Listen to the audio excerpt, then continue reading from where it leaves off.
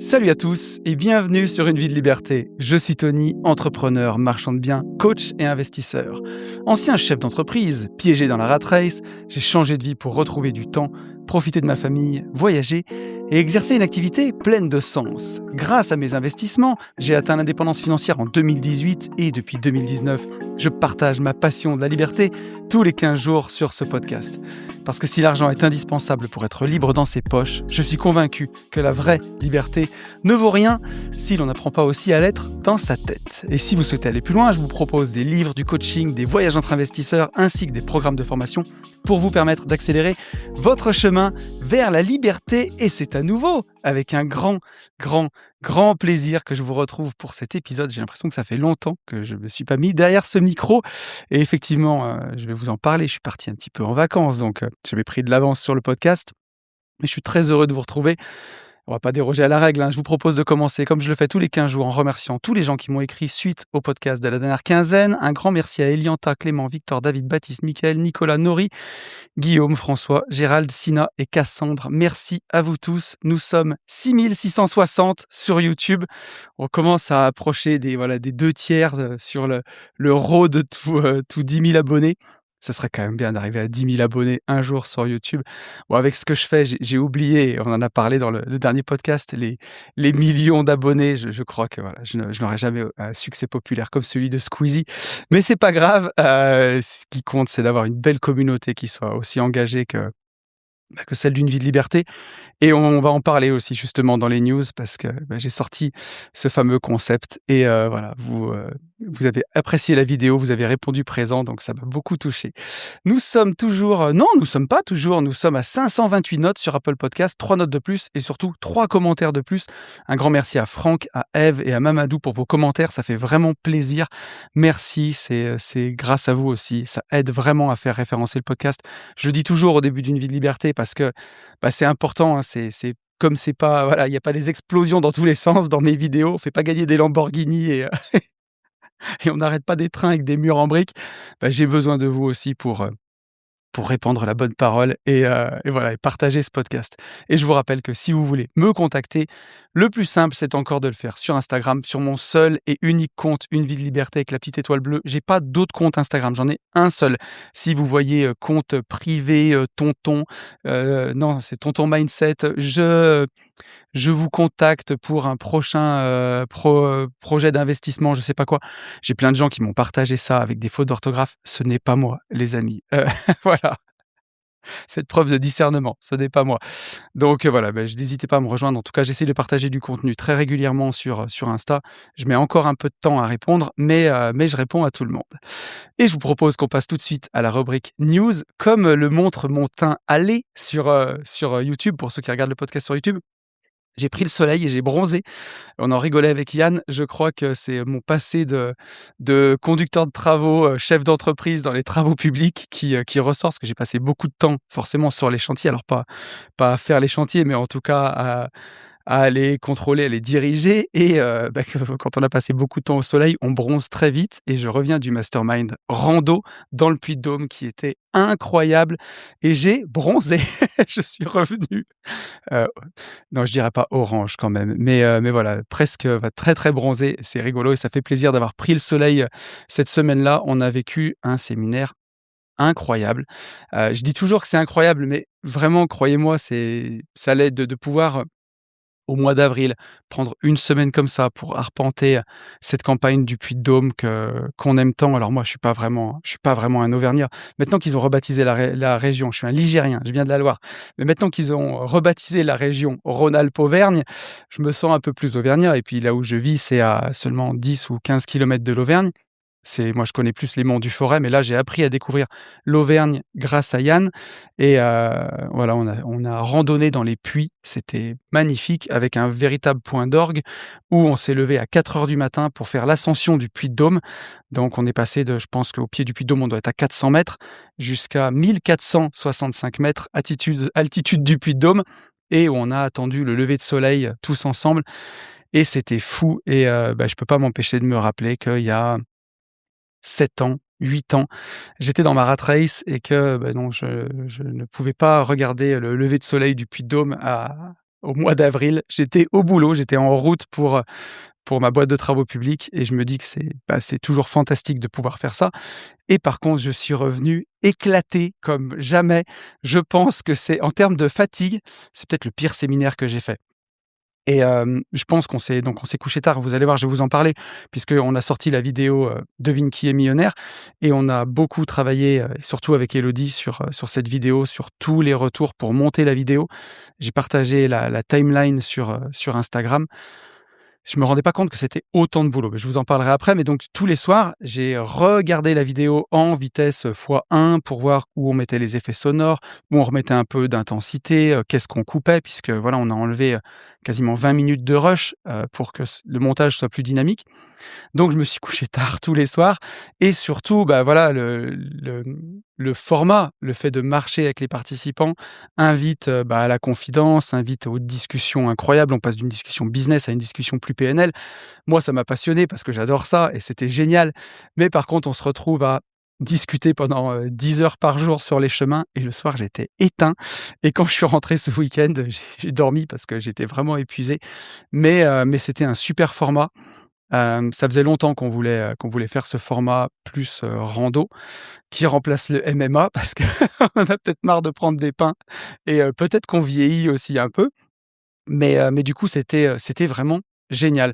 Épuisant mais génial.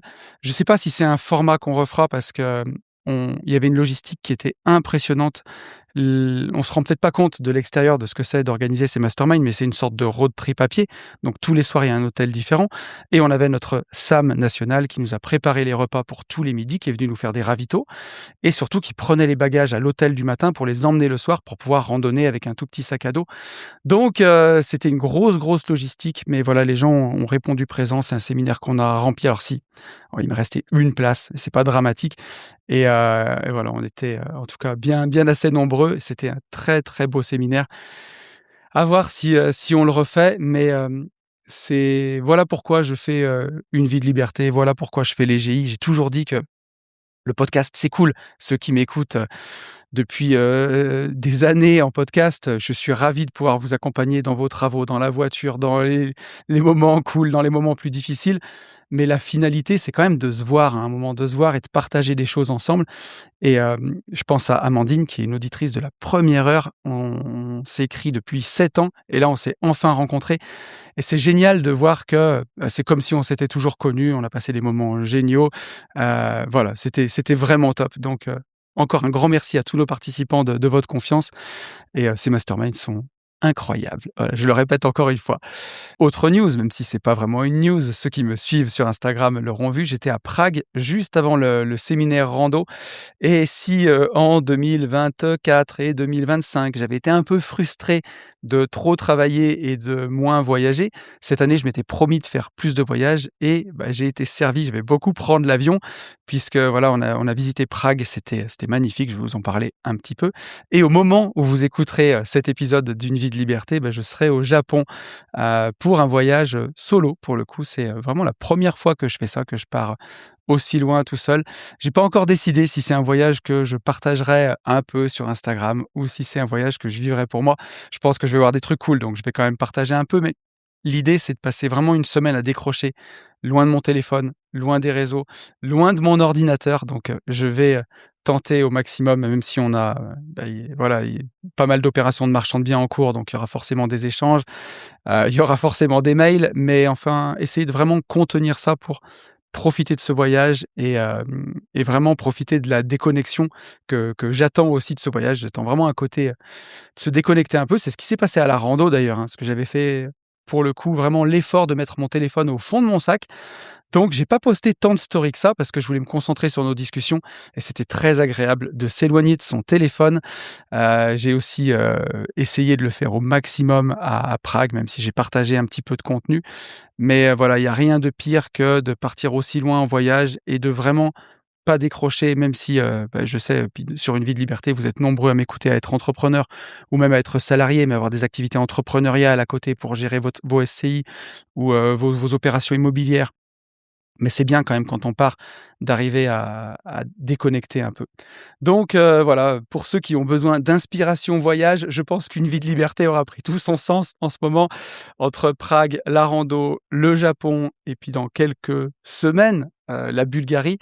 J'aurais vraiment pris l'avion cette année et voilà, si j'avais été frustré pendant 2 ans, déjà je suis allé complètement dans l'autre sens donc voilà, c'est cool en tout cas, c'est vraiment, vraiment top.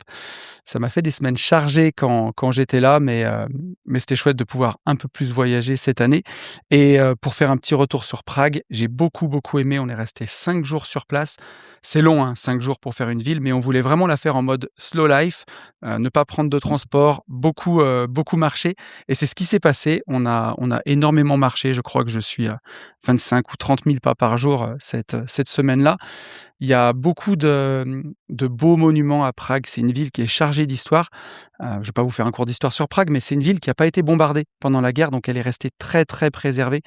Et si vous aimez les églises, je pense que j'ai jamais vu une ville avec autant d'églises au kilomètre carré.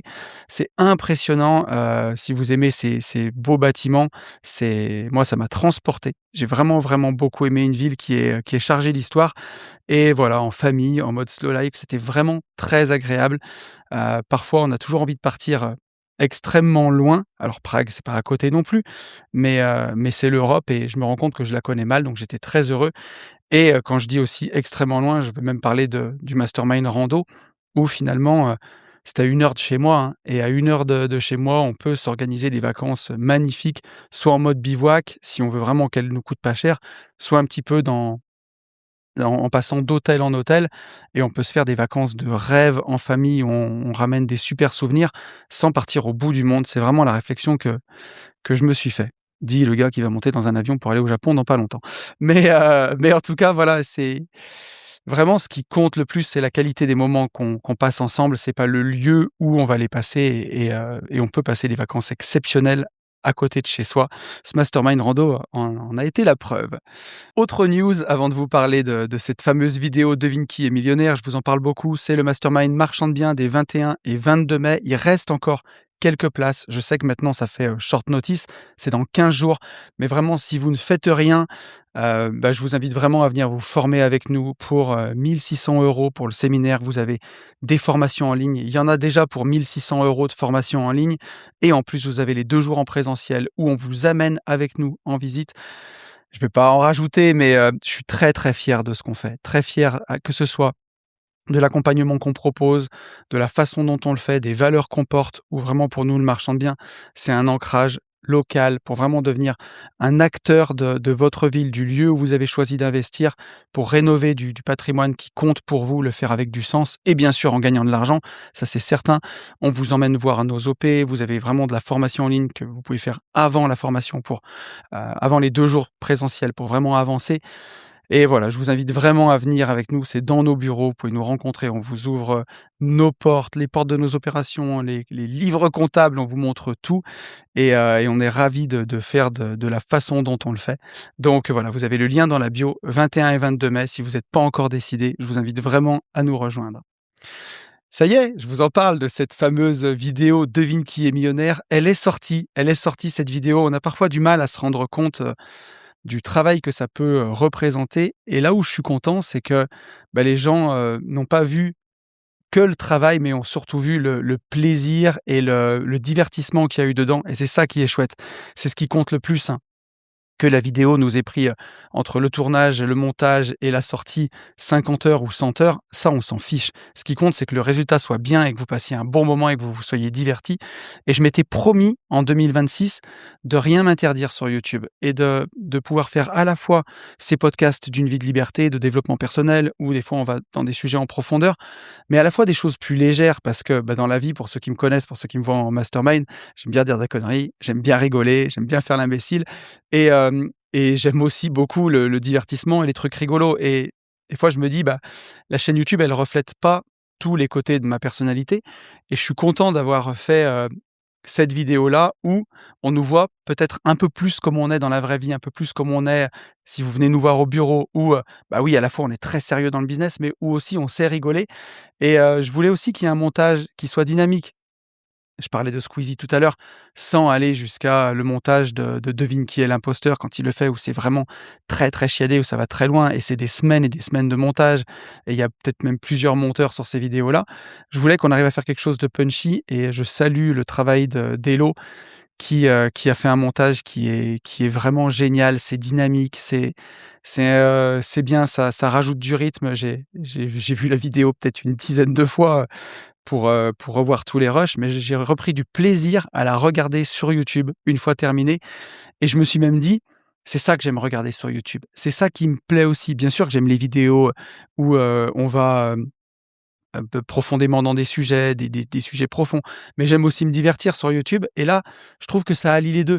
Ça allie à la fois du divertissement, mais à la fois on apprend quelque chose sur les parcours de nos participants. C'était hyper inspirant, donc je remercie encore une fois, tous nos participants, Pierre, Clément, William et Lionel. Merci à vous, merci à notre Alex aussi du Club des Rentiers qui a fait toute la route pour venir jusqu'ici et on se rend pas aussi toujours compte que c'est des vidéos qui, financièrement coûte aussi, hein. Bien sûr, il y a tout le coût du montage, voilà, il y a aussi, nos invités, on passe du temps avec eux. Je suis pas un goujat, donc on les emmène au restaurant. C'est toutes des choses qui sont importantes et pour quelque chose qui est délivré gratuitement sur YouTube. Alors bien sûr, c'est une porte d'entrée dans notre univers et il y a des gens qui vont nous découvrir sur cette vidéo, qui vont venir peut-être à un séminaire parce qu'ils nous ont trouvés sympathiques ou qui vont prendre une formation, bien entendu. Mais ça reste un véritable investissement, ce genre de vidéo où on n'est pas sûr d'avoir un retour et je vous remercie parce que vous m'avez pas laissé flopper avec ma vidéo. Au moment où j'enregistre ce podcast, la vidéo est sortie depuis à peine 48 heures, depuis, 36 heures et on fait déjà 1 700 ou 1 800 vues. Donc c'est vraiment génial. C'est le meilleur démarrage que j'ai fait depuis, la vidéo de la Porsche, hein. Même la vidéo de la Ferrari a pas fait autant de vues. Donc c'est chouette et j'aimerais bien qu'on arrive à faire, sur le long terme 5 000 vues. Donc voilà, si, vous n'avez pas vu la vidéo, je vous invite vraiment à aller la voir, ça me soutient. Vous pouvez booster les vidéos aussi, hein. Si vous switchez sur le côté des commentaires, vous pouvez mettre des points boost qui aident pour les petits créateurs à faire remonter la vidéo et à la présenter à d'autres gens. C'est toutes des petites choses. C'est pas ça vous paraît pas grand-chose de votre côté, mais ça aide aussi à faire connaître le podcast et peut-être que quelqu'un va tomber sur cette vidéo plus divertissante et puis après écouter un podcast sur, celui que j'avais fait sur les manipulateurs il y a des années, par exemple, et que ça va lui donner du baume au cœur, que ça va l'aider. Donc voilà, c'est une porte d'entrée le divertissement et je suis vraiment content d'avoir pu le faire et que vous ayez soutenu ça, ça me touche beaucoup. Donc voilà et je pense qu'on refera ce concept-là, pas tous les mois, hein, mais peut-être 1 ou 2 fois par an. Donc si ça vous tente, ne me contactez pas. Il ne faut pas que je connaisse votre parcours, mais contactez, Hello sur Instagram et pour qu'elle puisse prendre votre nom pour vous recontacter quand on le refera. Si vous avez envie de venir partager votre parcours, on en sera vraiment ravis. Autre news, séminaire Hyrox, ça y est, on y est enfin, les places sont sorties, ce sera les 2, 3 et 4 novembre, les billets sont dispo. Pour l'instant, Rudy ne communique pas dessus parce que voilà, Rudy a une beaucoup plus grosse communauté, une communauté vraiment orientée sur le sport et au moment où il va commencer à communiquer, je sais que les billets vont partir beaucoup plus vite. On a une vingtaine de places, là, il y a déjà je l'ai partagé sur Instagram, j'ai envoyé le lien à la communauté. Il y a déjà presque une dizaine de places qui ont trouvé preneur. Donc l'idée, c'était de laisser la primeur à la communauté d'une vie de liberté. Si vous avez envie de venir avec nous les 2, 3 et 4 novembre, passer du temps dans un lieu qui s'appelle La Farm, qui est en Champagne, c'est un endroit magnifique où voilà, le logement sont de qualité, la nourriture est cuisinée par un chef, on est pris en charge de A à Z, il n'y a rien à penser. Il y a même les collations qui sont pensées pour le sport, pour la performance. On a le coaching de Rudy qui est peut-être la référence française dans l'Irox, qui a écrit une bible sur le sujet. Rudy, que je connais depuis des années, je suis hyper heureux parce que il y a aussi un côté inspiration. Je vais prendre 2 minutes pour vous en parler, mais en 2016, Rudy, je le connais depuis 2007. C'est lui qui m'avait aidé à faire ma première sèche en muscu et on se voit physiquement pour la première fois 9 ans après, en 2016. Et je savais que Rudy était libre, je savais qu'il prenait la liberté, mais en 2016, je vais le voir chez lui à Annecy, je m'entraîne dans sa salle, on va manger au restaurant ensemble, on fait le tour du lac d'Annecy ensemble, on prend le temps de discuter. Et je me rends compte de la vie qu'il a, de la vie incroyable qu'il a, la vie de liberté qui s'est construite sur mesure. Et ce jour-là, c'est la pierre d'achoppement dans mon parcours. Je me fais percuter, en fait. Et je me dis: «Mais c'est pas possible. que lui puisse le faire et que moi j'en suis pas capable. Je savais que j'en étais capable et je me suis dit: «C'est incroyable ce qu'il a réussi à faire, c'est sa force de caractère, son abnégation» et je me dis: «Je suis sûr que je peux y arriver». La marche me paraissait haute, mais j'étais sûr que je pouvais y arriver et quand j'ai vu, quand j'en ai discuté avec Rudy, quand je suis rentré, je lui ai envoyé un long mail, je m'en rappelle à l'époque, où je lui ai dit: «Tu m'as trop inspiré, tu as une vie de dingue et je voudrais vivre la même chose. Je pense que je peux le faire par le biais du marchand de biens. Regarde ce que j'ai construit en patrimoine. Si je le réorganise comme ça, qu'est-ce que tu en penses?» Et il m'avait fait un long mail extrêmement bienveillant où il m'avait dit, «Bah oui, pour moi, il y a tous les ingrédients. La seule chose, c'est que tu arrives à vaincre ta peur et à te lancer». Et je me suis lancé et bah, voilà, la suite, on la connaît et je trouve que c'est déjà fantastique, des années après, presque 20 ans après notre rencontre, de pouvoir faire un séminaire tous les 2 avec Rudy, allier nos forces. J'en suis vraiment ravi, pouvoir en faire profiter la communauté. C'est aussi un beau clin d'œil à tout mon passé, à toute mon histoire de pouvoir, maintenant que je suis libre, bah, voilà, organiser un séminaire avec lui et la dernière chose, c'est venez. Venez parce qu'il y en peut-être que vous vous dites que la liberté, elle est trop loin alors que vous vous rendez pas compte que vous avez déjà fait beaucoup de choses et peut-être venir à ma rencontre, je serai peut-être votre Rudy dans ce parcours où vous verrez comment je vis aujourd'hui la vie de liberté que j'ai construit sur mesure, où aujourd'hui, bah, mes business y tournent et je peux être, c'est fait vraiment cliché de dire ça, mais oui, je peux être à Prague, je peux être en mastermind rando, je peux être au Japon et et à la fois, bah, mener des business qui fonctionnent et puis à la fois être un mois ici à travailler sur le terrain, sur du marchand de biens en ancrage local.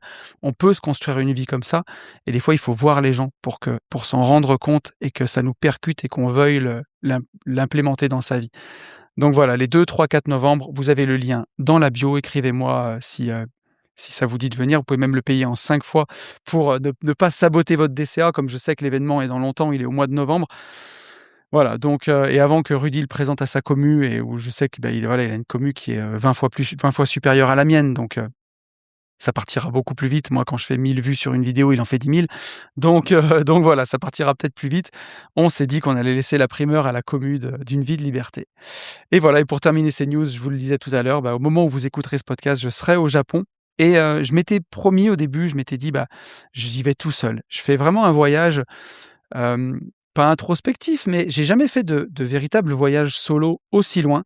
Là, c'était une envie que j'avais depuis longtemps et que je repoussais à chaque fois parce que je me disais: «Bah, je préfère, partir forcément en famille et pouvoir partager les voyages».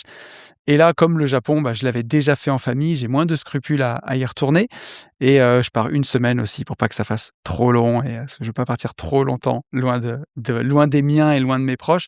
Mais je veux vraiment que ce voyage, ce soit un voyage contemplatif et un voyage de déconnexion, loin de mon téléphone. Donc voilà, je vous partagerai, je pense, quelques photos sur Instagram parce que je vais visiter des belles choses et je pense que j'aurai envie de les partager. Mais voilà, peut-être faire des photos la journée et prendre le soir une demi-heure à sortir mon téléphone pour les partager et le remettre au fond du sac.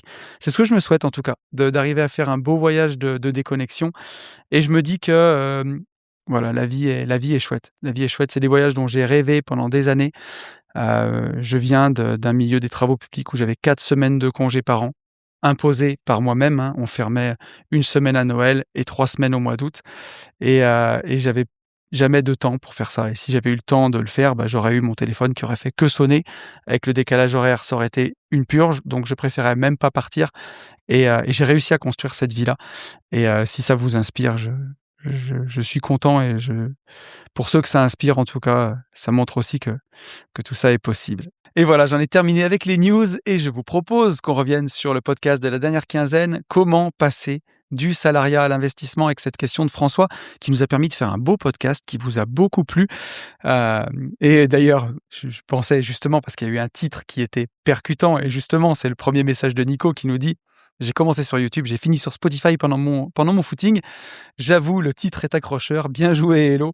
Effectivement, Hello elle m'aide aussi, parfois à choisir les titres parce que, bah, c'est important et surtout à faire des belles miniatures qui font cliquer parce que, bah, voilà, ça a toujours été un gros dilemme pour moi, même au début de YouTube où, il y a eu cette grosse trend avec, je m'en souviens des titres de podcast, «Je vous raconte mon premier investissement, entre parenthèses, ça tourne mal» et là, tu avais qu'envie de cliquer. Aujourd'hui, ça marche plus ces titres-là.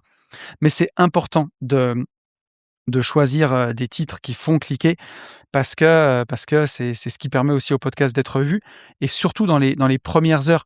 Je sais que j'ai choisi de sortir Une vie de liberté à 10 heures le matin pour que vous puissiez l'écouter peut-être pendant le temps de midi ou, le soir en rentrant du boulot.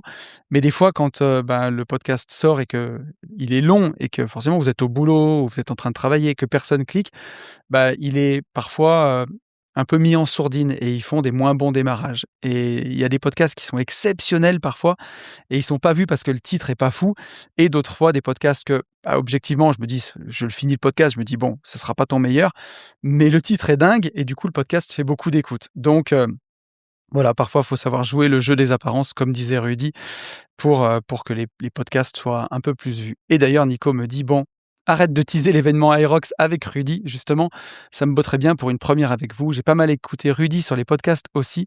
Je suppose que tu as aussi connu ses débuts avec le site Musculaction, je regardais tous les mouvements dessus».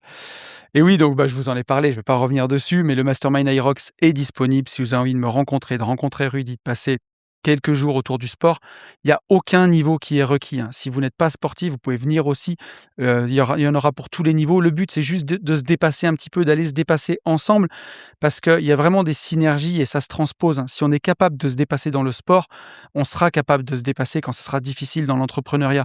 C'est ces synergies-là qu'on veut mettre en avant.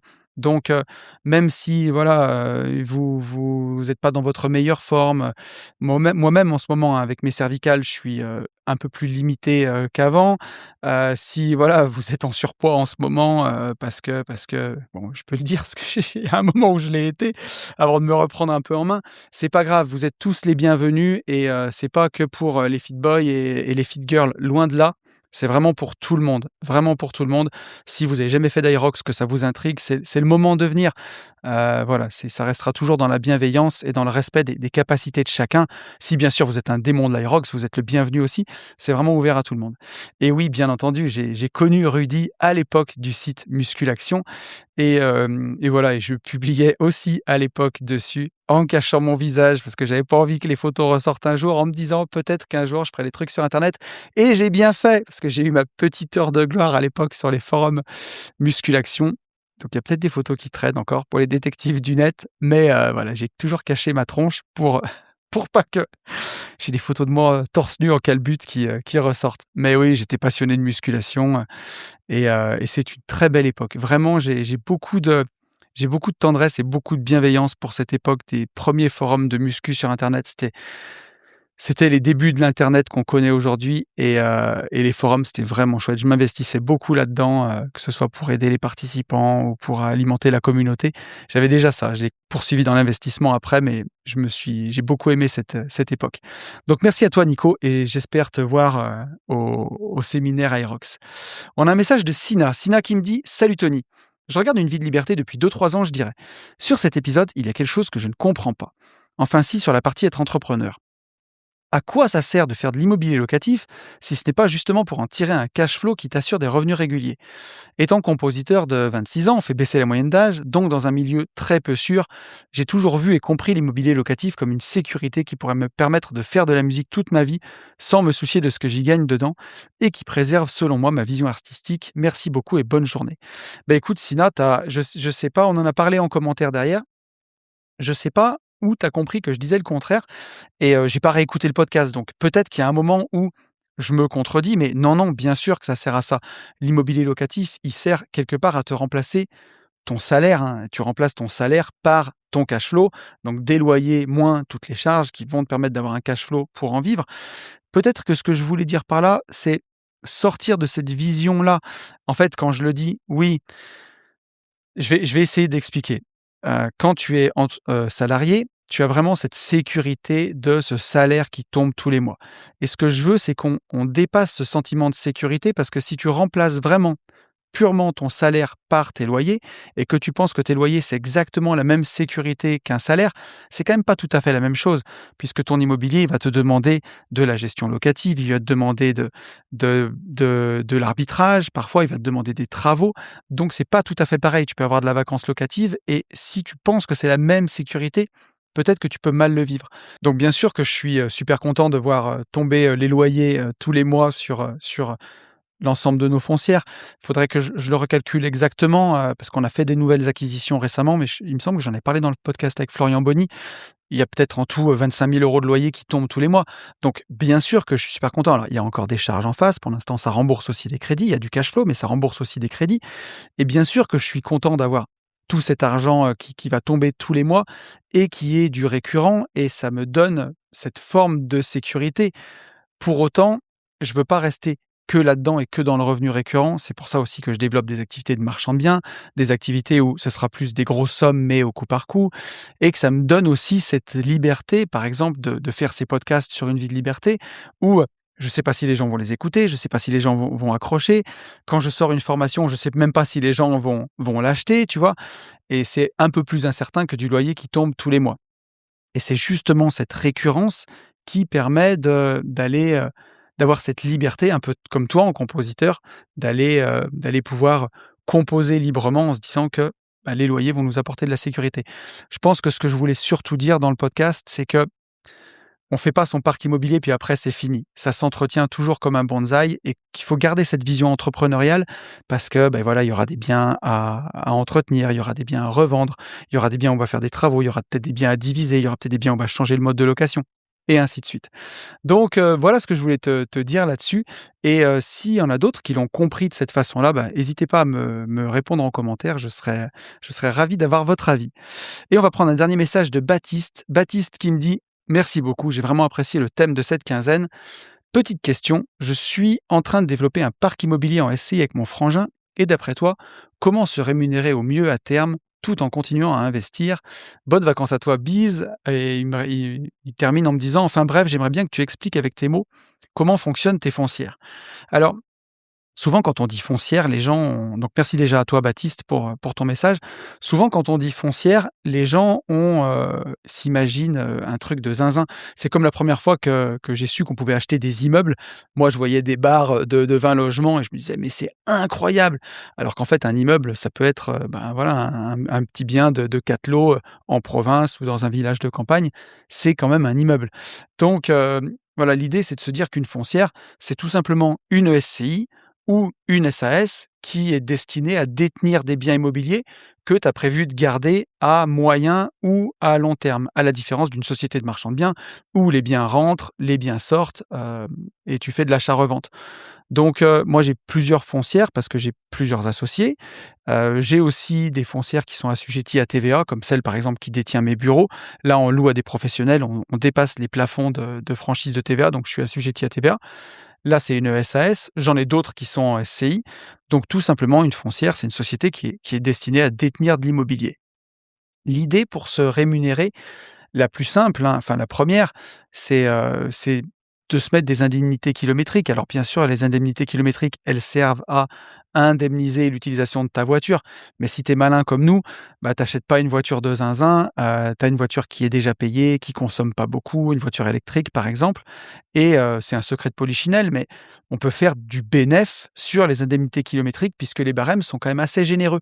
Donc ça peut être déjà la première chose. Si dans ta foncière, tu as rentré 20 biens qui sont un peu éloignés les uns des autres, ça s'entend parfaitement que tu aies à faire de la gestion locative, que tu doives aller de bien en bien avec ta voiture pour faire des travaux, pour faire des chiffrages, pour faire des états des lieux d'entrée, des états des lieux de sortie et bien sûr que on peut, entre guillemets, «se rémunérer» avec une partie des frais kilométriques, si bien sûr tu t'achètes pas une voiture qui fait, 50 chevaux et qui consomme, 16 litres au 100 comme, comme certaines voitures que je connais.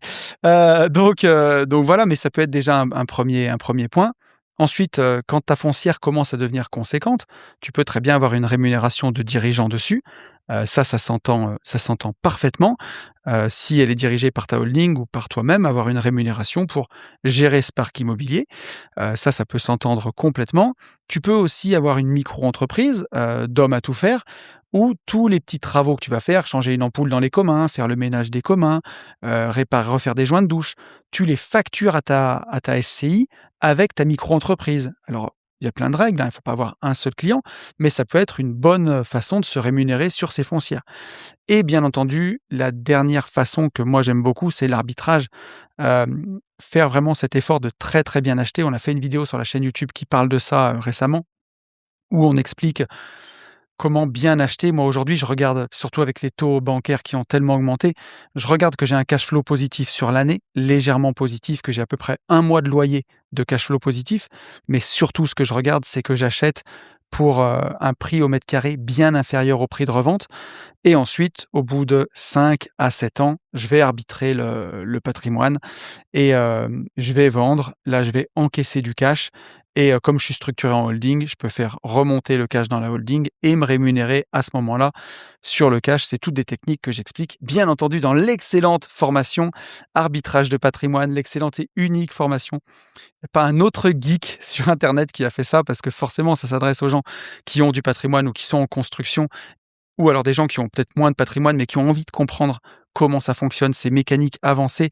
Au Mastermind Rando, on a eu des discussions passionnées, sur ce sujet-là. Moi, c'est quelque chose qui me passionne. Je suis tellement heureux d'avoir couché, tout ça sur papier.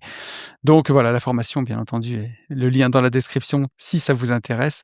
Je vous invite vraiment, pour ceux qui ont envie d'avancer sur ce sujet, c'est, 8 heures où je couche toute ma vision des choses qui m'a permis de vivre cette vie incroyable et je suis trop heureux de ce travail que j'ai réalisé il y a presque 1 an maintenant.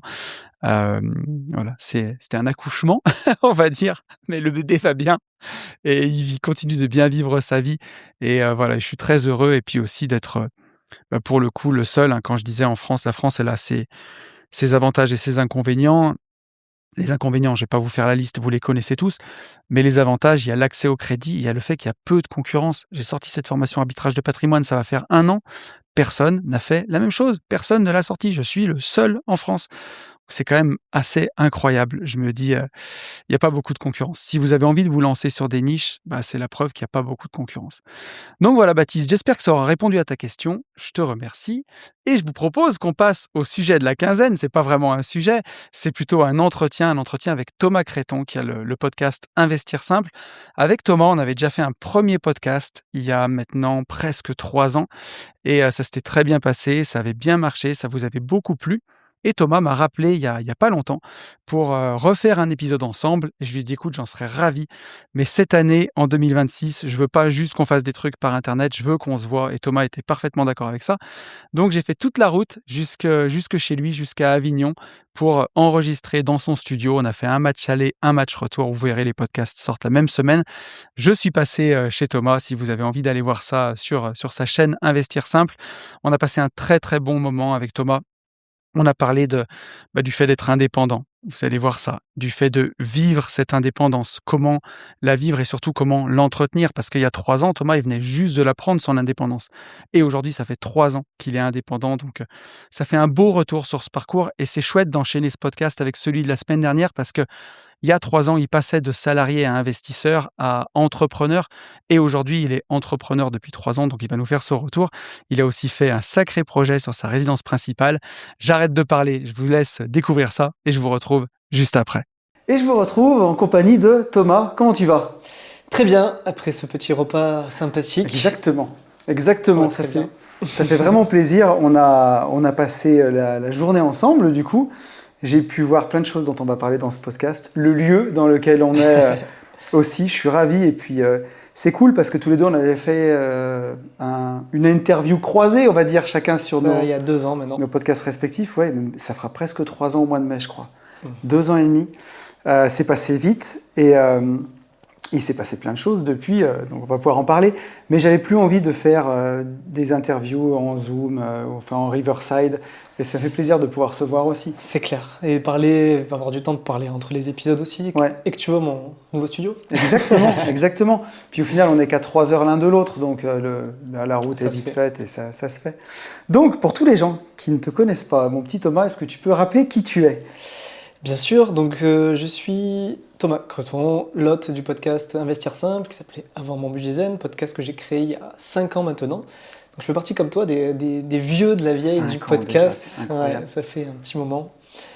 Donc qui je suis? Je suis créateur de contenu sur l'investissement au sens large, où je prône la gestion passive, principalement en bourse et en immobilier. Je prône aussi l'autonomie de la part des investisseurs. Et je suis aussi conseiller en investissement financier, au conseil indépendant, pour aussi revenir, même si c'est pas forcément un truc que je mets beaucoup plus en avant maintenant, mais et voilà, c'est aussi une des cordes que j'ai à mon arc. Et puis voilà, je suis un rêveur de liberté financière comme beaucoup. Je pense qu'on aura l'occasion d'en reparler aussi dans l'épisode, via l'entrepreneuriat et même via mes investissements. Donc voilà, ma petite présentation brève. Excellent. Bon, ça va être un épisode hyper intéressant puisque, tu vois, dans la commu, j'ai beaucoup d'auditeurs qui rêvent de se lancer à leur compte, des gens qui sont aussi très bien dans le salariat, mais qui rêvent d'avoir un side business à côté qui leur prend ou quelques heures, ou qui soit peut-être le tremplin pour la suite. Et quand on s'est rencontrés, qu'on avait fait ce podcast il y a 3 ans, toi, tu étais en plein dedans, tu avais quitté ton job. Tu étais au chômage. Au chômage. Je ne sais pas comment on doit le dire, mais voilà, tu étais... France Travail. Voilà, France Travail, en rentier-apprenti, en stage, pour voir rentier d'État. En rentier d'État. Et donc, je sais qu'on avait discuté, et je me souviens qu'à la fin de l'épisode, tu avais un peu cette crainte que les résultats ne soient pas à la hauteur, que tu ne puisses pas parfaitement en vivre. Tu craignais aussi l'arrêt du chômage. Et est-ce que le monde s'est effondré? Est-ce que la Terre s'est arrêtée de tourner? Est-ce que tu as repris un horrible CDI pour un patron affreux? Alors la bonne nouvelle, c'est que je suis toujours là, j'ai pu faire ce super studio de podcast. Ouais. Donc la réponse est non, tout va bien et c'est cool. Ah, donc, des bonnes nouvelles. Ouais, des bonnes nouvelles. Je vais un peu raconter le cheminement. Ah bah oui, avec plaisir. Donc là, on va plutôt parler de la partie création de contenu. Donc moi, j'ai commencé à créer le contenu du coup en 2020, alors fin 2019, avant le Covid, avant toute la vague qui a été faite après le Covid. J'étais encore en CDI, je travaillais pour la SNCF à l'époque. Tu faisais quoi comme job exactement? J'étais ingénieur projet. Ok, d'accord. Donc je faisais des Excel et des trucs chiants. Voilà. Mais tu créais pas des nouvelles voies de chemin de fer magnifiques? Non, alors non, je faisais des projets en région parisienne et alors il y en a certains qui pourraient trouver ça passionnant, moi pas trop. Ouais, tu le vends pas trop bien là. Moi je le vends pas trop bien. Mais grosso modo, voilà, je faisais, pour ceux qui connaissent un peu, j'étais en maîtrise d'œuvre générale, donc je pilotais un peu les travaux, un peu les études, j'allais un peu sur le terrain, mais voilà, je faisais des remplacements de voies, remplacements de sémaphores, des choses comme ça. D'accord. Mais voilà, c'était beaucoup du bureau, beaucoup d'Excel, beaucoup de coordination, pas trop concret. Puis tu sais, t'es dans ce fameux maillon de la chaîne là où tu sais que si demain tu sautes, en fait, t'es remplacé. Enfin, tu pas te trop pas de sens utile, en fait. Je me sentais pas très utile. Donc du coup, je me suis lancé à mon compte. Enfin, mon compte, même pas, non, je suis encore salarié, et j'ai commencé à créer du contenu à l'époque sous forme de blog. J'écrivais des articles de blog encore sur la gestion de budget. Et 6 mois après, j'ai commencé à lancer mon podcast, donc c'était en septembre 2020, donc c'était une époque où il n'y avait pas grand monde encore qui lançait les podcasts. Ouais. Donc je ne sais pas si c'est de la chance ou si c'est parce que j'ai pris les risques, mais en tout cas, ça a plutôt bien pris. Ouais. Et j'ai pu commencer à construire une audience assez fidèle sur la gestion de budget. J'ai ensuite changé mon branding pour parler d'investissement parce que j'ai fait assez vite le tour sur la gestion de budget. Et puis même l'audience que j'amenais, c'était pas forcément... Voilà, j'avais envie de changer tout simplement. Et puis ça me passionnait beaucoup plus l'investissement que la gestion de budget.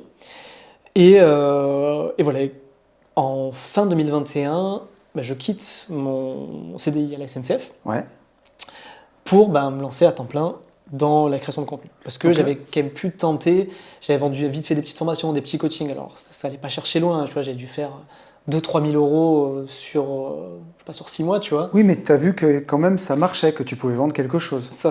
Et sachant que je travaillais que les soirs et les week-ends. Oui, voilà, c'est ça. Je me dis, si je suis à temps plein, etc., je peux peut-être en faire un truc. Et surtout, et là pour le coup, je peux dire quand même merci à l'État pour ça, parce que j'ai pu avoir le chômage. Alors par un processus de démission reconversion, parce que j'ai fait c'est ce que tu avais fait à l'époque. J'ai fait les 50 CDI, je suis passé par un procédé, tu sais, de vérifier que mon projet était réel et sérieux par l'APEC, etc. Ça m'a permis d'avoir les ARE et je ne vais pas te cacher que ça m'a quand même bien rassuré pour me lancer parce que C'était une époque où je venais d'avoir un enfant, ma première fille, qui a mangé avec nous à midi, que tu connais maintenant, elle avait 6 mois à l'époque. Excellent. Elle a bien grandi. Elle a bien grandi, ouais. Et j'étais pas trop rassuré parce que ma femme travaillait aussi, mais elle gagnait 2000 balles par mois. Repasser avec 2000 balles pour deux, j'étais pas trop rassuré. Donc d'avoir les ARE, ça aussi m'a permis de me lancer un peu plus sereinement. Je me dis, j'ai 2 ans pour essayer. Mais c'était déjà courageux à l'époque, parce que tu avais une famille, un enfant, et tu vois, on minimise toujours, mais vraiment d'avoir fait déjà 2000 balles, tu sais, tu aurais voulu garder ça en side business, c'est déjà exceptionnel de faire déjà un peu d'argent par soi-même à côté de son boulot, et de choisir d'y croire et d'y aller. Donc là, à l'époque, tu avais encore 18 mois de chômage ou c'était 2 ans? J'avais pu avoir 2 ans. C'était 2 ans encore à cette époque. Ouais. J'avais 2 ans, et vu que j'étais en micro-entreprise et que je générais du chiffre, ça me permettait de toujours prolonger mes droits au chômage en fait. Ok. Alors, j'en consommais toujours une partie, mais tu vois, je faisais des mois à 700 balles, à 1000 balles. Mais du coup, Pôle emploi en fait me versait le complément, et du coup, ça reportait d'autant. Donc du coup, en réalité, j'ai eu 3 ans de chômage, mais répartis par rapport à... Enfin bref, ils m'ont pas filé 3 ans machin, mais c'est juste que, vu que je faisais un peu de chiffres, ça décalait un petit peu. Mais quand on s'est vu, effectivement, j'arrivais à la fin de mes ARE, et les chiffres que je faisais n'étaient pas non plus exceptionnels, en termes de chiffre d'affaires. Sur la première année, j'ai fait 20 000. Ok. Donc, c'est plutôt encourageant quand tu n'as jamais entrepris, que tu n'as jamais rien fait, mais avec 20 000, c'est compliqué de vivre quand même. Tu vois. Aujourd'hui, c'est... parce que 20 000, je rappelle, 20 000, c'est à l'année, tu as des charges, y a l'URSSAF, etc. À la fin, j'avais un SMIC. C'est ça. Et on ne fait pas tout ça pour ça non plus. C'est ça. Et je ne sais pas si c'était le coup de pression je savais que les ARE allaient finir ou quoi, mais en tout cas, j'ai commencé à décoller en novembre 2023. Et j'ai commencé à faire des chiffres vraiment intéressants. Et je suis passé de... Alors, première année, c'était 20 000. La deuxième année, j'ai fait à peu près 50 000 de CA. J'avais encore les ARE à ce moment-là, mais c'était la dernière année où je les avais. Et la dernière année, du coup, et c'était l'année aussi où j'ai changé de branding, où j'ai arrêté de parler de budget, je parlais d'investissement. Ouais. Et je pense que c'est ça qui a joué. Alors, j'ai eu un gros coup de creux, quand même. J'ai changé le branding en avril-mai. Donc, j'ai eu une baisse du chiffre d'affaires, une baisse de l'audience, il y a un peu tout qui a changé. Mais à partir de septembre-octobre de cette année-là, j'ai eu un énorme regain d'intérêt, le podcast a repris de plus belle, avec une audience différente aussi, enfin certains qui sont restés, mais une audience quand même qui a changé, plus intéressée par l'investissement. J'ai lancé des formations sur l'investissement aussi, je me suis mis en tant que CIF aussi, en tant que CIF indépendant, donc j'ai lancé mon activité de CIF à ce moment-là. Et là, ça a pris. Ça a pris, et ça tombait bien parce que j'avais plus de chômage juste après. Comme quoi, des fois, tu sais... la perfusion d'aide, elle te fait une petite sécurité, mais elle ne te pousse pas à sortir de ta zone de confort. Tu penses que c'est aussi ça, le fait que ça s'arrête? Tu crois que tu le vois comme ça ou ça t'a... Franchement, je ne sais pas. J'ai l'impression que c'était quand même un alignement des planètes, en fait, quand même. Parce que, à la fois... Alors, parce que... je ne suis pas de ceux qui disent j'ai le chômage et j'attends 2 ans de me lancer. Non, j'étais en mode bourrin dans le sens où, largement avant même d'avoir démissionné, je travaillais beaucoup plus déjà ma création de contenu et j'ai pas pris de vacances du tout pendant mes 2 ans d'ARE. Tu vois. J'étais une machine parce que je voulais que ça marche. Quoi. J'ai pas du tout l'objectif de me dire ok, je m'y mets quand les ARE terminent. Mais, alors, est-ce que le fait d'avoir ce confort-là m'a moins mis le coup de pied aux fesses, peut-être inconsciemment. En tout cas, moi, je ne l'ai pas pris comme ça, mais peut-être inconsciemment. Mais je pense qu'il a fait vraiment l'effet, et c'est bête, c'est de changer de niche, en fait. C'est d'avoir assumé, d'avoir posé mes balls, c'est une folie, et dire, ok, en fait, j'arrête de parler de budget, je vais parler d'investissement, parce que c'est ce qui m'intéresse le plus, et c'est aussi là que je pense qu'à terme, je pourrais en vivre. Quoi. Et qu'est-ce qui t'empêchait de le faire avant?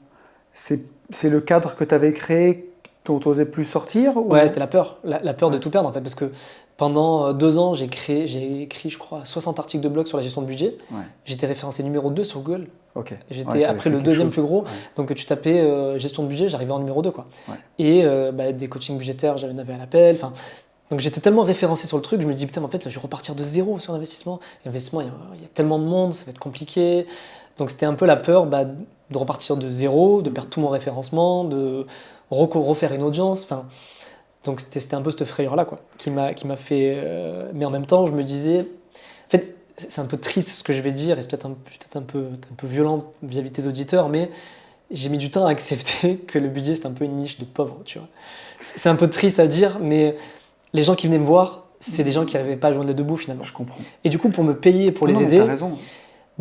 je les aidais bien sûr, mais du coup, je facturais pas très cher. Et Ouais. souvent, je me retrouvais avec des profils qui. Alors, j'en ai aidé beaucoup dans le besoin, etc. Mais c'est compliqué, tu vois, de pouvoir vivre de ça. Mais finalement, je pense que même avec la niche de l'investissement, donc bien sûr, d'un côté, tu apprends à boucher la baignoire et à faire des économies, et ça, c'est capé.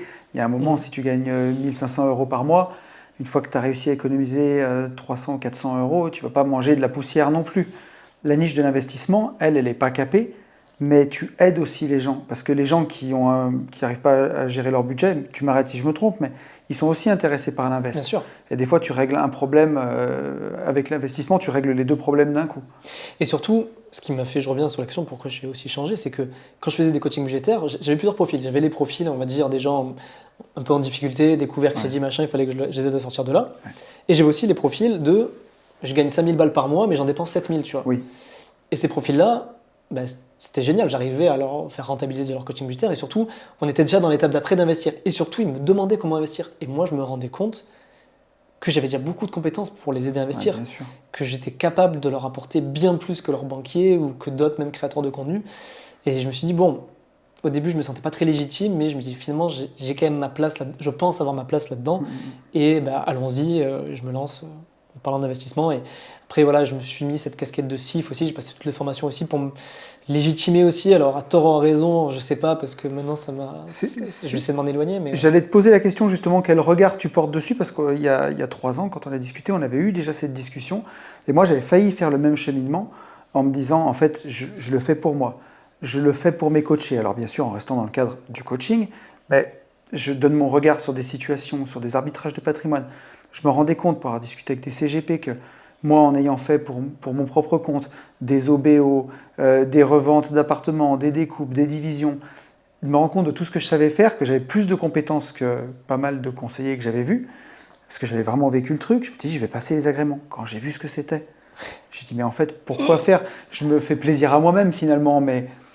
Et surtout que les agréments pour être CIF, t'apprends pas à conseiller, enfin t'apprends même pas, t'apprends rien sur l'invest, t'apprends la réglementation. Ouais, ce que t'as pas le droit de raconter, ce que t'as pas le... Ouais. C'est ça, t'apprends ce que t'as pas le droit de dire, ce que t'as le droit de dire, et surtout tout le parcours de conformité qui est un enfer administratif, Ouais. on va pas se mentir, tu vois. Donc t'apprends tout ça, donc je l'ai fait, j'ai joué le jeu, j'ai ouvert mon cabinet, et puis j'ai même joué le jeu bien sûr d'accompagner, j'ai accompagné une cinquantaine de clients aujourd'hui quand même. C'est enrichissant parce que Ouais. t'apprends, comment dire, vraiment tu vas conseiller quelqu'un de A à Z sur son patrimoine, et surtout j'avais et j'ai toujours un regard quand même très différent de la plupart des CGP, Bien sûr. parce que j'ai fait le choix, alors à tort ou à raison, parce qu'il y a des avantages et inconvénients, de faire du 100% indépendant. Ouais. Donc je redéfinis aussi ce que c'est, parce que la plupart des CGP se disent indépendants, mais tu as les CGP donc non indépendants, donc on va dire qui sont ceux de la banque traditionnelle ou franchisés sur un groupe. Tu as les CGP indépendants, CIF ou CGP indépendants, qui n'appartiennent pas Ouais. à un groupe, donc ils peuvent choisir les assurances vie qu'ils veulent, etc. Mais ensuite, tu as la notion de conseil indépendant et de conseil non indépendant. Et la plupart des CGP indépendants sont au conseil non indépendant. Et c'est là la grosse nuance, c'est qu'ils sont rémunérés en rétrocommission et pas en honoraire. Et les seuls CIF réellement indépendants, en fait, le terme exact, ce serait de dire indépendant au conseil indépendant. Le conseil indépendant t'oblige à être rémunéré en honoraire et pas en rétrocommission. Et c'est ça qui, je pense, aujourd'hui, fait ma distinction, tu vois. On est moins de 5% en France à à travailler de cette façon-là. Mais ça ne m'étonne pas que tu fasses ça. Et spontanément, c'est ce vers quoi j'irais, parce que ceux qui sont en rétrocommission indépendants, mais avec de la rétrocom, est-ce qu'ils sont transparents vis-à-vis de leurs clients? C'est un très vaste sujet, le podcast public, donc je ne vais pas dire parce Oui. que je pense pas trop. J'ai pas envie de faire trop d'ennemis. Ah ouais. Bah, la loi dit, enfin, dans le code du CIF, etc., tu es censé être transparent, loyal, machin, enfin, tu es censé. Moi, je On considère t'invitera que... sur le Patreon pour que tu balances les noms. Ouais, voilà. Moi, j'ai toujours du mal à voir comment tu peux être transparent. Enfin, le truc le plus cliché qui se passe chez les CGP, c'est qu'ils t'envoient vers des assurances vie avec frais de versement, frais d'arbitrage, et souvent sur des fonds d'investissement. Et tu as une poche de ton patrimoine qui généralement peut être mis sur le PEA, enfin sur la partie action en tout cas, et à risque équivalent, tu n'as pas les frais de gestion et la multitude de couches de frais. Mais le truc, c'est que vu qu'il n'y a pas de frais récurrents, les CGP ne peuvent pas se rémunérer. Bien sûr. Et c'est là où on peut se poser la question d'un potentiel conflit d'intérêts, parce que tu dis que la poche action de valorisation de capital en termes d'objectifs pour le client peut largement être mis en ETF sur PEA. Et c'est là que tu peux te poser la question du conflit d'intérêt parce que tu dis le conseiller il va plutôt favoriser l'assurance vie parce que lui il va avoir du coup un revenu récurrent lié aux frais. Bien sûr. Et moi c'est quelque chose qui m'a dérangé et qui est la raison pour laquelle j'ai choisi de faire uniquement de l'honoraire parce que ça me permet en fait d'aligner ce que je conseille avec le discours que je tiens à tout le monde et qui est que, alors pas pour tout le monde évidemment, je ne peux pas faire de généralité, mais dans la grande majorité des cas, quand tu veux construire un patrimoine long terme en bourse et que tu es plutôt jeune, etc., et que tu as le temps, généralement le PEA est plus adapté que l'assurance vie. Ouais, c'est sûr. Et puis en sortie, c'est là aussi où tu as la fiscalité qui est la plus intéressante, en tout cas quand tu veux sortir en rente. C'est ça. Alors après, il y en a qui vont dire oui, l'assurance vie, il y a la succession et tout. Oui, évidemment, c'est bien mieux pour la succession de l'assurance vie. Mais quand tu as 25 ans, bon, ce que l'assurance vie, ouais, tu as du temps avant de penser à la succession. Tu vois. Ouais, tu as vraiment du temps pour y penser. Et il y avait ce que tu me partageais à midi, on ne balancera pas les noms, bien entendu, mais de certains conseillers, dans ce que tu avais vu dans l'envers du décor, qui eux-mêmes faisaient des ETF sur leur PEA Boursorama, mais qui, dans l'intimité du cabinet, allaient conseiller... des assurances vie avec des fonds d'investissement dessus. Ouais. Et ouais, alors après, leur argument, c'est oui, mais pour certains clients, c'est plus adapté, et oui, et puis ça me permet au moins de prendre la main, et eux, ils n'ont rien à gérer, etc. Alors c'est vrai, mais après, est-ce que le discours est fait de manière transparente en disant, ok, en fait, vous pouvez faire ça, sur le long terme, en fait, vous aurez ça, en passant avec moi sur l'assurance vie, certes, vous n'avez plus de charge mentale, mais sur le long terme, vous avez ça avec les frais. Je ne suis pas certain que ce discours de transparence soit fait, quoi. Ouais. Et puis tu me disais sur l'envers du décor, moi de ce que j'ai vu de l'envers du décor de ces métiers-là, c'est soit des gens pas du tout formés, en tout cas la plupart du temps. C'est vraiment une question que j'invite, moi, les gens que je coach ou les auditeurs du podcast à poser, c'est comment la personne qui vous conseille a fait son argent. Et en fait, tu te rends compte que, typiquement, tu vois, en voyage entre investisseurs, on avait eu un couple de CIF, je pense, qui vantaient leur mérite en disant qu'ils vivaient de leurs investissements financiers. En fait, moi, il y avait un des deux, le garçon du couple, je l'avais vu l'année d'avant en séminaire, il n'avait jamais investi, il n'avait jamais rien fait. Donc il y a un moment, comment tu peux générer 10 ou 15 000 euros par mois de revenus financiers, comme il le disait, sans capital, sans rien? En fait, c'était ses rémunérations sur ce qu'il avait vendu. Et comme il était dans des voyages entre investisseurs, il en avait claqué dans tous les sens. Ça a très très mal fini d'ailleurs, cette histoire. Ah ouais. Ouais, très mal fini. Et d'ailleurs, j'ai failli... Pourtant, je suis tonton mindset, tu vois, je suis gentil. J'avais failli en venir aux mains avec ce gars. Ah ouais, c'est pas... Ouais, vraiment, hein, puisqu'il me tenait tête et moi, je connaissais l'envers du décor. Je disais, mais raconte comment tu as fait ton argent, raconte ta rente, d'où elle vient. Explique-le à tout le monde. Toi qui vis de tes placements financiers. Non, tu vis comment dirais-je, des commissions que tu prends sur les placements que tu as vendus. Mais c'est pas la même chose. Et c'était un peu tabou. C'est compliqué. Alors après, c'est pas forcément pour arrondir les angles, mais il y a évidemment des conseillers en rétrocommission qui sont de très bons conseillers Bien et qui sûr. peuvent faire du très bon taf, qui peuvent conseiller des ETF, qui peuvent conseiller même ce qu'on appelle aussi être en architecture ouverte, qui peuvent conseiller des très bons produits et tout. Mais je pense que le fait de prendre un conseiller indépendant, ça peut être un choix, tu vois, en tant que client, de choisir ça parce que voilà, tu sais qu'il y a un élément parfait des intérêts, etc. Mais tu peux aussi trouver des très bons conseillers qui ne sont pas conseillers indépendants, mais je pense que l'important, c'est déjà de comprendre comment le conseiller se rémunère. Bien sûr. Et de voir en fait si les produits correspondent finalement à tes objectifs et que tu comprennes les frais qui sont pris et que tu sois OK avec ça, en fait, tout simplement. Exactement. Mais je crois que si on a bien un point commun, c'est cette guerre sur les frais ouais, qu'on a menée. Et c'est vrai qu'au final, j'en reviens toujours là. Je me dis que ce qu'on peut donner en coaching, on conseille aux gens ce qu'on fait finalement. Et c'est là où c'est plus transparent. Ouais. Moi, j'essaye de faire ce que je dis, quoi. Encore une fois, je ne me vois pas... tu vois, dans l'académie, je prône la gestion passive en ETF, PEA et puis de la SCPI pour ceux qui ne veulent pas faire de l'immobilier physique. Bon, je ne vais pas faire, faire des fonds d'investissement sur assurance vie ou mettre en avant le stock picking parce que c'est pas ma spécialité, puis c'est ce que je fais, tu vois, vraiment... Bien sûr. À titre perso, quoi. Donc, tu en reviens un peu justement de cette activité de CIF, tu me le disais. Et ça fait quelques années que ça fonctionne bien.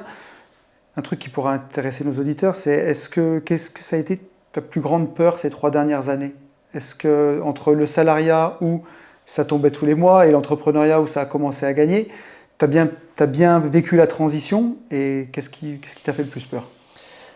Ben ouais, la transition a été plutôt bien vécue parce que j'ai eu, on va dire, cette augmentation de revenus, enfin de chiffre d'affaires en tout cas, qui est venue vraiment au bon moment, on va dire en novembre 2023, et mes ARE terminaient en janvier 2024.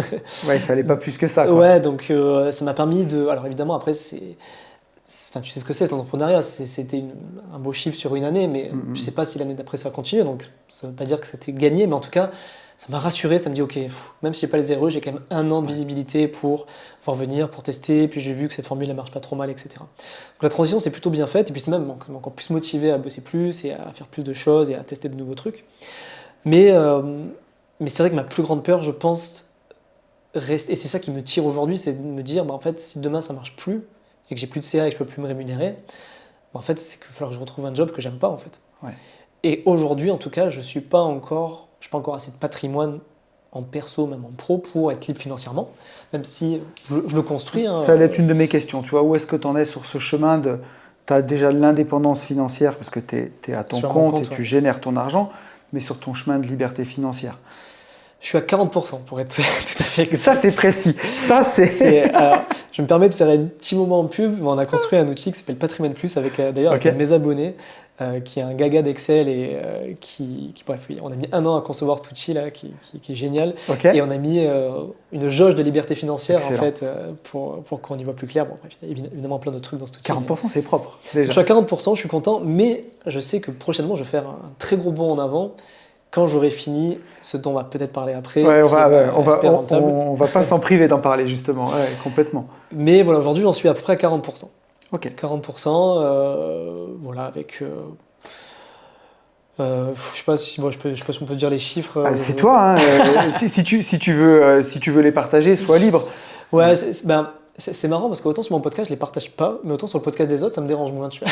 je fais un peu comme toi, moi je balance des chiffres sur les podcasts des copains, mais c'est ça, comme, un peu moins sur les miens. Je suis moins écouté que par mon audience, donc bon, je vais balancer le grosso modo. Ouais, mais... puis dans tous les cas, ce que je veux dire, faut pas avoir honte de l'argent que tu gagnes ou des chiffres que tu fais, c'est chouette aussi. Hein. Non, mais j'en ai pas honte parce que ça a été à la sueur de mon front. Donc, exactement. Donc aujourd'hui je suis à peu près à 300 000 € de patrimoine net. Ouais. Et donc qui a été constitué principalement avec donc 3 biens immobiliers que j'ai fait en LMNP, voilà, en partant de zéro, hein, juste mis les frais de notaire, voilà. Et puis après, avec mon épargne, bourse, j'ai de la SCPI, après j'ai de la crypto, enfin bref, après voilà, j'ai une allocation bien diversifiée sur les actifs auxquels je crois. Et voilà, j'ai quand même un profil assez dynamique, tu vois, donc... Puis la bourse porte plutôt bien ces dernières années, donc forcément ça grossit comme je le veux. Donc tu vises plus ou moins le million, quoi. C'est à peu près ça. Ouais. C'est ça, c'est à peu près 1 million. Ouais, bon, trop bien, impeccable. Donc oui, ma question c'était, qu'est-ce qui t'a fait le plus peur justement? C'est ça, ça serait de reprendre un boulot. C'est ça, ma plus grande frayeur en fait c'est de me dire, si demain l'activité ne me permet plus de me rémunérer, qu'est-ce que je fais? En fait, pas le choix, il va falloir que je trouve un travail de CD, de salarié. Le problème, c'est qu'aujourd'hui, on a pris quand même des risques avec ma femme. Tu vois, quand on était tous les deux en CDI, on habitait à Paris. Ouais. À l'arrivée de notre premier enfant, du coup, moi, je me suis mis à mon compte. Donc, et en plus, on a déménagé. On est venu dans le sud, donc là où on enregistre, hein, dans un petit village proche d'Avignon. Et là, en plus, on a acheté notre RP. Ouais. Donc, ça veut dire que si demain, je dois trouver un boulot de salariat, moi, dans le coin, des boulots d'ingénieur ferroviaire ou nucléaire, ça ne court pas les rues, tu vois. Donc, ça voudra dire soit faire beaucoup de trajets en voiture, soit, en gros, c'est la mission, quoi. Soit il faudra que j'aille bosser à Marseille, soit à Lyon, donc après, avec négocier du télétravail.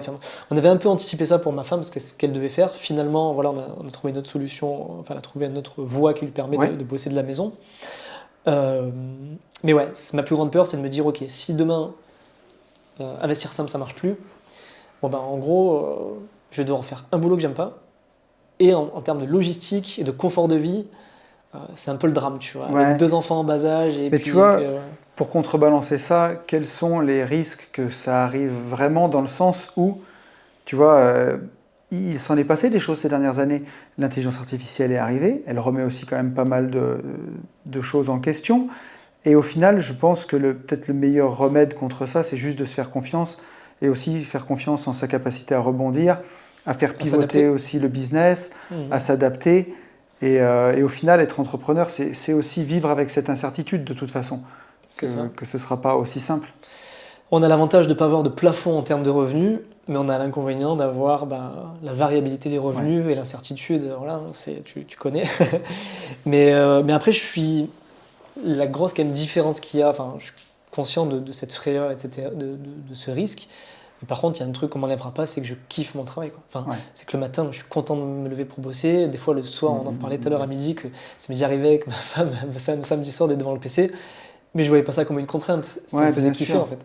Parce que tu as tellement d'idées qui fourmillent dans ta tête que tu n'as qu'une envie, c'est de les mettre en place. Exactement. Et aujourd'hui, ce qui manque le plus, c'est le temps, en fait. De mettre en place tout ce que je veux. Et ça met plus de temps que si j'avais pas d'enfants, s'il n'y avait pas les travaux, etc. Mais j'arrive à les mettre quand même en place tôt ou tard. Ouais, et puis tu vois, c'est ce dont on parlait, puisque ce podcast, c'est match retour. Hein. Alors, je ne sais pas quand sortira le tien, quand sortira le mien. On verra ça plus tard.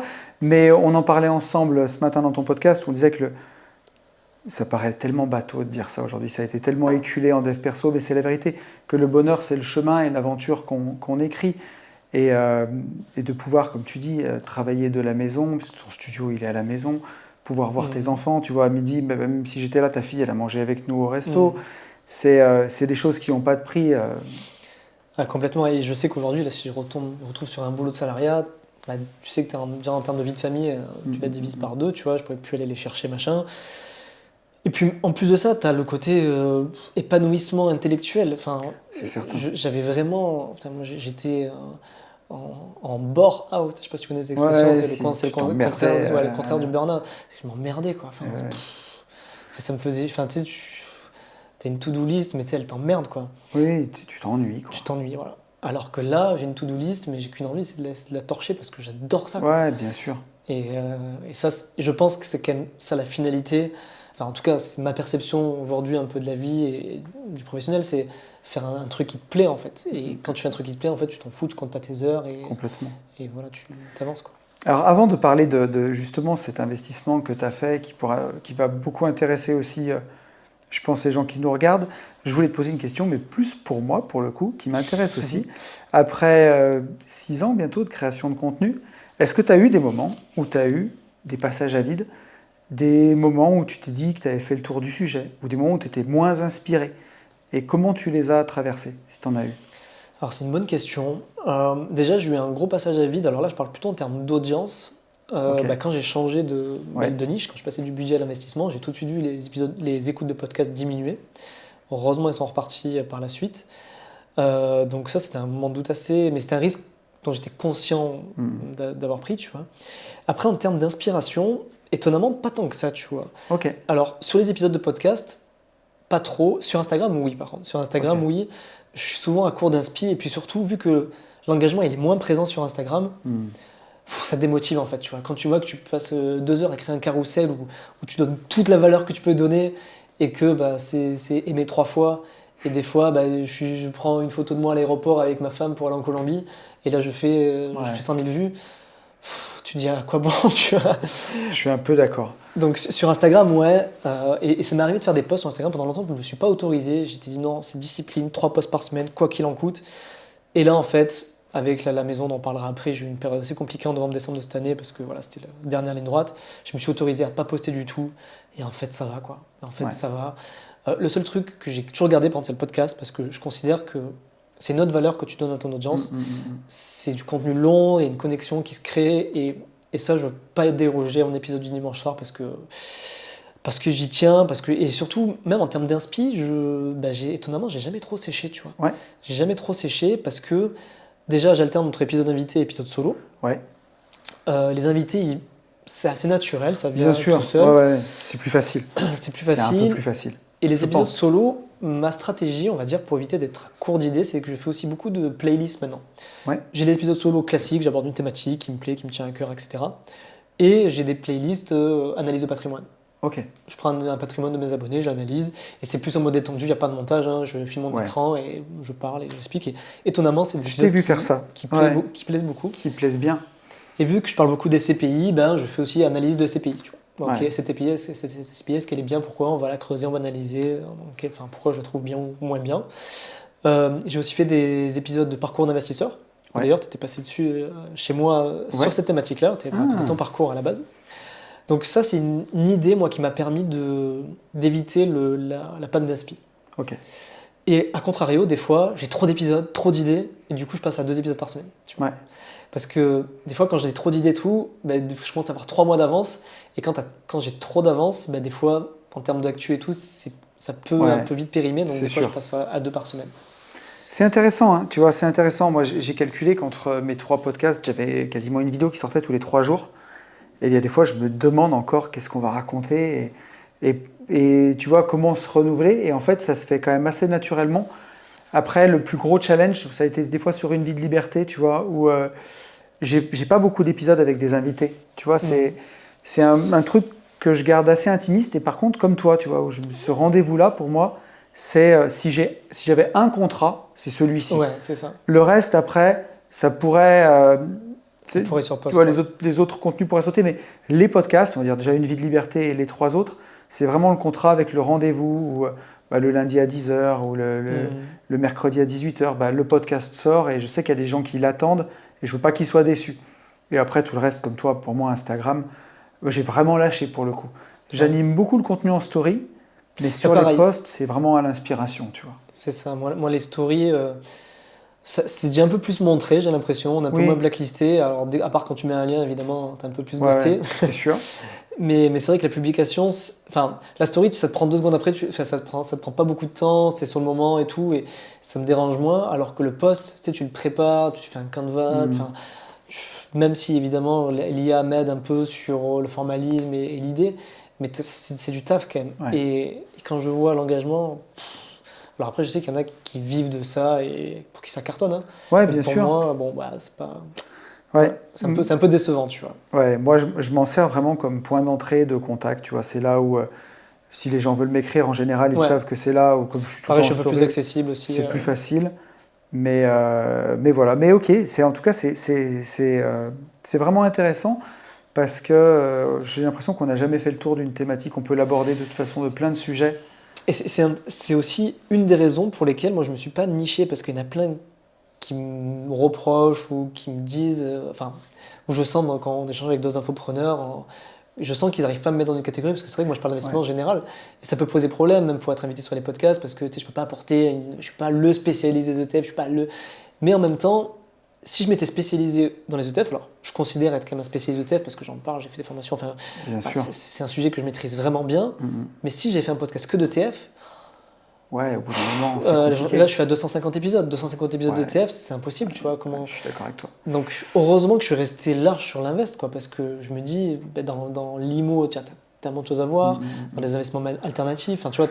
Comme tu dis, il y a aussi un côté personal branding, je pense, où tu vois, moi on me l'a longtemps reproché parce que Une vie de liberté, je faisais déjà beaucoup de trucs, tu vois, déjà en investissement, de l'IMO, de la bourse, de la crypto. Après, j'ai voulu parler de liberté, j'ai voulu parler aussi un peu d'infopreneuriat. Après, je me suis mis sur le côté dev perso. Et je sais qu'il y a des gens qui ont du mal à comprendre ce que je fais. Ils disent, mais en fait, tu fais tout et n'importe quoi. Ça part dans tous les sens. Ça part dans tous les sens, on comprend rien. Et en fait, je me dis, des fois, ça fait un tri naturel. Ceux qui ne comprennent pas, voilà, ma foi. Par contre, ceux qui restent, quand tu n'es pas lisse ou quand tu es vraiment sur un sujet, en fait, ils restent pour toi, c'est ce que je veux dire. En fait. Ils accrochent à ta personnalité et à la fin, tu pourrais même, tu vois, dans ma chaîne YouTube, sur la chaîne, j'ai même fait des présentations de voitures, j'ai fait des vlogs où finalement on part en voyage et où j'essaye toujours quand même d'apporter un peu de valeur, tu vois, bien sûr, que ce ne soit pas un carnet de voyage non plus. Mais les gens aiment bien aussi, tu vois, des vidéos plus spontanées, des trucs ils sont plus dans ton intimité. Et il y a aussi ce côté-là, moi, ce côté vlog. Alors, je l'ai un peu moins fait. Je le fais un petit peu avec ma série RP Rentable. D'ailleurs, c'est partie des playlists que je documente. On va y venir, on va y venir à ma série d'RP Rentable. Mais tu vois, là, je suis sur le chantier, je leur montre tout. Et des fois, naturellement, tu vois, plutôt que d'être face cam avec un script, machin. Alors, je suis pas vraiment scripté. Moi, j'ai une mind map plutôt. Donc, j'ai des grandes idées que je développe. Mais c'est quand même structuré l'épisode. Mais quand je suis en mode plutôt vlog, des fois tu balances des trucs qui ont des fois peut-être beaucoup plus de valeur naturellement et spontanément que si tu l'avais scripté ou structuré avant. Tu vois. Et ça, je pense que les gens ils le ressentent et je pense que ça plaît aussi. Et enfin, ce genre d'épisode un peu vlog et tout, je pense que c'est aussi important de les faire pour ta communauté la plus fidèle. Ouais, c'est sûr. Et des fois, tu t'es touché par la grâce. Une fois, j'ai fait une vidéo sur l'arbitrage de patrimoine. J'ai mis tu sais, la ventouse pour GPS sur la voiture et je me filmais au téléphone. Il n'y a pas de micro. La ventouse tombe 2 fois quand même pendant le vlog, s'il te plaît. Le truc a fait 6500 vues. Ah ouais. Personne m'a parlé de cette ventouse qui tombe. Je n'ai même pas fait de cut. Et j'ai eu un engagement plein de... Il y en a qui se rappelleront de cette vidéo, qui la connaissent. Et elle a vraiment bien marché. Et en fait, je pense que les gens, ils aiment aussi ce contenu. Ça se fait plus authentique en plus. Ouais, plus spontané. Et j'ai lancé mon académie il y a pas longtemps, j'ai fait mon premier live. Bim, premier live, je fais de la merde avec le lien, tu vois. J'envoie le mauvais lien. Je transpirais, tu vois. J'étais effondré alors qu'en fait... J'étais effondré parce que je dis, putain, les gens, ils ont payé cher pour mon académie. C'est pas que je fais pour moi, j'avais envie de leur donner tout ce que je peux. Et ça bug, machin, je leur envoie notre lien en galère et tout. Et puis en fait, il n'y en a aucun qui me l'a reproché. Et il y en a plein qui m'ont envoyé des messages en me disant, mais en fait, ça prouve que tu es quelqu'un d'authentique. C'est un humain, quoi. Ouais. Et c'est pas une IA, en fait. Voilà. C'est un mec il peut faire des conneries, ça arrive. Et ça rassure, en fait, tu vois. Ouais. Je pense que c'est important, ce lien avec la communauté. Vraiment. Alors, on y vient à cette maison. C'est la question que je te posais. Donc, pour sécuriser aussi ton indépendance, forcément, tu continues tes autres investissements. À l'époque, tu avais 3 apparts, tu en as vendu un, et l'immobilier, c'était pas non plus trop ton truc, et pourtant, tu t'es lancé dans ce projet pharaonique. Est-ce que tu peux m'en parler? Bien sûr. Comme j'avais certainement dû dire dans l'ancien épisode, moi, je suis plutôt pro gestion passive. C'est pour ça que je suis pro ETF, pro SCPI, pour la partie IMO, parce que voilà. Je trouve que l'IMO, c'est génial pour l'effet de levier. Bon, je n'ai pas besoin de te convaincre ni convaincre l'audience, mais ça prend beaucoup de temps et d'énergie et j'en ai pas beaucoup.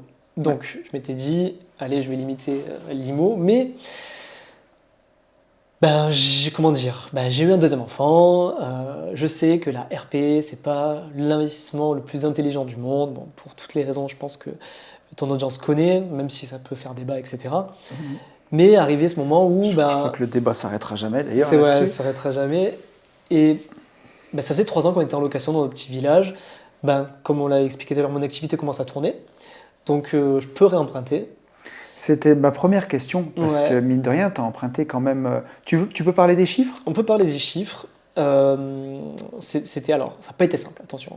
Très compliqué, parce que moi, j'avais 1 an de bilan, un bilan seulement. Et c'était l'année où je commençais à exploser avec des grandes guillemets. Je venais de dépasser 100 000 euros de CA. Donc ça dépend pour qui, pour certains c'est beaucoup, pour d'autres c'est peu. Pour moi c'était énorme. Bien sûr. Non mais puis, alors je fais juste une petite pause, je m'excuse, je te coupe Thomas, mais aujourd'hui des fois tu as l'impression que si tu balances pas des chiffres de zinzin, moi j'ai eu le cas en marchand de biens où je montre une OP où on fait 70 000 euros de marge et j'avais eu un commentaire, que 70 000 euros, à Dubaï ils font 7 millions d'euros par maison, tu sais. Je dis, les gars, redescendez sur terre à un moment. 70 000 euros, moi, c'était 2 ans de mon ancien salaire. Et j'ai fait ça sur une OP, on a bossé 30 heures. Enfin, ou alors, à moins que toi qui as écrit le commentaire, tu fasses des 200 000 euros par opération. Mais 100 000 euros quand on est indépendant, alors bien sûr, il y a quand même un petit peu de charge, mais c'est une activité aussi infoprenariale. C'est déjà exceptionnel, tu vois. Il y a un moment, il faut... Enfin, en tout cas, pour moi, avoir fait 100 000 euros de CA, mais bien sûr. C'était incroyable. Et moi, je suis arrivé aux banques, regardez, c'est incroyable. Donc, du coup, j'ai fait un prévisionnel par un comptable et tout pour qu'il puisse montrer que j'ai dû faire un prévisionnel du coup à mi-année pour montrer que j'avais déjà encaissé beaucoup plus que l'année précédente, pour montrer que ça commençait à partir, plus un prévisionnel, etc. Mais c'était quand même un peu friable. Ma femme était encore salariée, heureusement. C'est un peu elle qui nous a sauvé la vie. Elle était à 2003 par mois à peu près.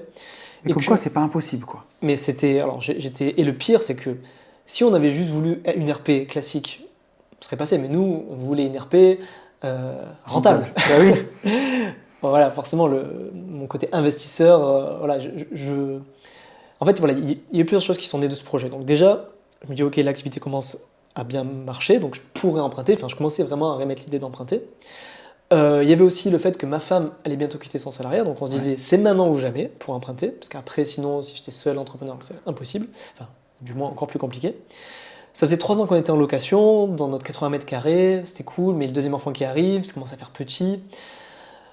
Et du coup on se dit en fait si on va emprunter c'est maintenant, parce que moi mon activité elle part, toi t'es encore salarié, et puis on commence à sentir vraiment à l'étroit là-dedans, tu vois. Il y avait la fenêtre de tir, c'était maintenant. Il y avait la fenêtre de tir, c'était maintenant, et aussi on avait envie d'avoir quand même un petit confort. Tu vois. On voulait pas forcément partir sur un immeuble ou sur un autre investissement locatif. On se dit, ben non, il y avait quand même ce côté bon père de famille. Tu vois, je sais pas si c'est une prise de conscience, le deuxième enfant ou quoi, mais ça me rassurait de me dire, ok, bah maintenant j'ai quand même un toit sur la tête pour mes 2 enfants. Si genre demain la boîte elle marche plus, enfin, tu vois, enfin, je sais pas, le côté vraiment rassurant de me dire, ok, on sera chez nous, tu vois. Tu sais, c'est la base de la base. Tu parlais du débat tout à l'heure, où c'est de Kiyosaki au départ, hein, qui explique que la Ouais, résidence clairement, c'est un principale, passif, c'est un passif et ainsi de suite. Et moi, c'est plutôt bon sens paysan, où, tu vois, mes grands-parents, côté maternel, c'était un foyer très, très, très modeste, mais à la fin de leur vie, ils avaient payé leur maison. Et ils étaient à la retraite, ils n'avaient plus de loyer, ils étaient chez eux. Et ma grand-mère me disait toujours, la première chose à faire, c'est se mettre un toit sur la tête. Et parfois, comme tu dis, quand on en revient là, à se dire, au moins, je suis chez moi, quoi. Mhm. Et, et après, je pense aussi ça dépend de la situation de chacun. Tu vois, moi, avant que je rencontre ma femme et tout, je disais, mais jamais j'achèterai une RP, tu vois. Enfin, j'habitais à Ouais, Paris, je vivais en grand coloc, machin et tout. Parce qu'à ce moment-là, j'en aurais pas intérêt. Mais après, bah, ouais, le fait d'avoir des enfants, machin, enfin, tu perçois aussi la vie différemment, quoi. Tu t'es bien plus sûr. seul, t'es plus seul, en fait. Moi, je sais que tout seul, je me démerderai toujours, en fait, quand t'es seul. Oui, Mais quand t'as 2 enfants à gérer, bah, de savoir que t'as un toit sur la tête, ça rassure plus aussi, tu vois. puis malgré tout, tu bloques ta mensualité dans le temps. Parce que tu vois, avec l'inflation qu'on a, moi, il y a une maison que j'ai fait construire en 2019 avant Covid. Le premier loyer que j'ai touché, c'était 980 euros. Aujourd'hui, cette maison, après Covid, au changement de locataire, elle est louée 1300 balles. Donc, si tu veux, il y a 30% d'augmentation. Alors, c'est Ouais. pas le seul locataire qui l'a pris, l'augmentation de Bien loyer, sûr, ouais, ouais. c'est au changement de Bien sûr. locataire. Mais là, tu te rends compte, quand ton loyer prend 30%, ta mensualité prend pas 30% en 6 ans. C'est ça, elle est bloquée. Et puis, même si les taux baissent, tu peux en plus les baisser, Bien machin. sûr. Enfin, tu peux Enfin, faire des trucs. effectivement. Et donc, ce truc-là fait dire qu'on ben, ok, on va acheter une RP, on va chercher une maison. Donc, on avait un budget assez serré. On avait grand max, on pouvait emprunter 300 000. Ok. Euh, mais aussi, voilà, petite info aussi, hein, j'avais vendu un de mes appartes, mon premier appart que j'avais acheté à 7 ans, qui avait été bien amorti, et en plus qui me causait beaucoup de problèmes parce qu'en fait, j'avais fait de la merde. Mon premier achat, donc pas mal de merde, j'avais mal géré les travaux. En plus, le voisin au-dessus, c'était une catastrophe, changement de locataire sourd, bref, beaucoup de chiant. Donc le plus chiant à gérer. Donc je l'ai vendu. J'ai fait une super plus-value, je l'avais acheté 79 000, je l'ai revendu 115 000, plus un peu d'amortissement, je me suis retrouvé avec voilà, un petit pactole de 60 000 voilà, en cash, tu vois. Enfin, après impôt, entre 50 et 60 000. Et ça m'a fait un apport. C'est déjà pas mal pour un investissement raté de Pour un récupérer. investissement raté, c'est quand même très bien. J'aurais pu faire bien mieux, mais il se trouve que l'endroit où j'ai acheté à Marseille, c'est dans le 5e, proche des facs de médecine. Ça a explosé. Enfin, Ouais. c'est vraiment le prix de l'IMO qui a pris là-bas. Tu vois. Bon, j'ai aussi fait des travaux, alors mal fait, mais j'ai quand même amélioré le bien. Mais c'est sûr que si je le faisais aujourd'hui, je le ferais bien différemment. Ouais, bien sûr. Mais j'avais quand même ce petit cash qui me permet aussi de faire un peu plus de levier et qui nous permettait d'emprunter les fameux 300 000. Parce que Ouais. sans ça, on ne pouvait pas les emprunter. Et à côté, on avait 2 apparts. On a 2 apparts qui tournaient et qui crachent quand même du cash flow. Un qui est autofinancé, enfin qui a 100 euros de cash flow, et un autre qui crache quand même 500 euros de cash flow par Ah mois. oui, c'est propre. Donc ça permettait d'emprunter 300 000. Mais à 300 000, en fait, on trouvait pas grand-chose, tu vois. Et surtout, nous, on se disait, l'idéal, on veut une RP, mais on peut louer une partie pour se faire payer une partie par un locataire.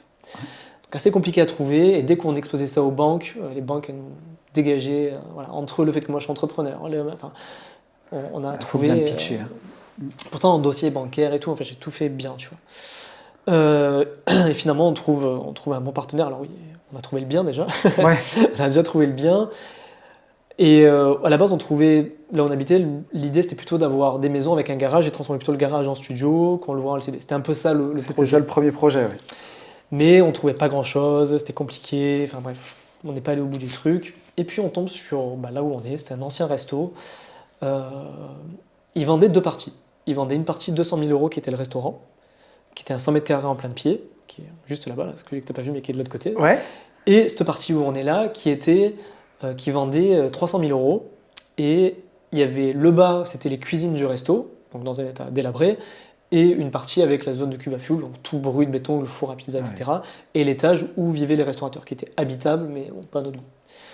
Et nous, on avait vu ça, on a dit non, il y a trop de travaux, c'est mort en partant de 300 000, machin et tout. Et en plus, on se dit même, on ne pourra pas louer, c'est compliqué. On avait laissé tomber. Puis finalement, le proprio de là, on lui avait fait une offre sur une autre maison qui était à lui. Ok. Il n'avait pas accepté, il avait accepté notre offre, mais il nous reparle de cette maison, et c'est lui qui nous donne l'idée de diviser comme ça et pas comme ça. comme tu as vu tout à l'heure. Ouais, tout à fait. De faire la division verticale et de détacher l'arrière de la maison C'est ça. plutôt que de faire un appart en haut, un appart en bas. C'est ça, parce qu'à la base, c'est ce qu'ils nous disaient. Ouais. Et nous, on se disait, ça nous fait chier d'avoir le locataire au-dessus, enfin, c'est quand même pas terrible. Ouais. Et là, on revoit le truc, pourquoi pas, je fais mes calculs, et là, donc du coup, le mec, parce que lui, il avait prévu de le garder et de faire, lui, ce qu'il prévoyait, là, comme tu vois, il prévoyait de faire un accès, il prévoyait de faire un escalier ici, avec une terrasse ici, Ouais. et 2 entrées comme ça. Et il prévoyait de le faire lui, parce qu'il est maçon. Et il m'a dit, si vous me le prenez, moi, je vous enlève 30 000 euros tout de suite. Ok. Donc, je n'ai même pas besoin de négocier, on gagne 30 000. On gratte un peu, on arrive à avoir le projet à 267 000. Ok. Donc 267 000, sachant que la superficie dont je parle, c'est 240 mètres carrés. Donc dans les 240 mètres carrés, il y a 130 mètres carrés à l'étage qui sont habitables, mais voilà, on a tout refait finalement, mais habitables, et tout le bas qui est brut, quoi. Et du coup, j'ai fait mes calculs et je me suis dit, en fait, 240 mètres carrés, 260 000, on a 1100 euros le mètre carré. Dans mon village, le prix d'une maison, c'est entre 3 000 et 3 500 le mètre carré. Ouais. Et vu qu'on va le refaire, on sera plutôt proche des 3 500. Donc, si, calcul grossier, 1 000 euros mètre carré de travaux, Ouais. en fait, on a 1 000 euros de marge, quoi. Ouais. Et donc, en fait, je dis go, on y va. Donc, on fait l'offre, accepté, puis c'est parti. Et puis, c'était très, très, très juste, parce que juste après ma femme perdait son job et tout. Donc, on a pu avoir le prêt juste atteint, avec les bonnes fiches de paye comme il faut et tout. C'est génial. Et on a trouvé le bon partenaire bancaire. D'ailleurs, partenaire bancaire que j'ai trouvé assez marrant, parce que j'ai commencé à documenter mon parcours de RP Rentable sur le YouTube, sur le podcast, mais au moment où juste déjà j'exposais un petit peu le projet de recherche et tout, et il y a un de mes abonnés qui m'écrit, il y a quelqu'un à Bordeaux là, moi, qui m'a financé un projet comme le tien, je te file son contact. Il m'a filé son contact et c'est elle qui m'a filé le prêt. J'ai eu des conditions de malade, 25 ans, 2 ans de différé total, et financer tout.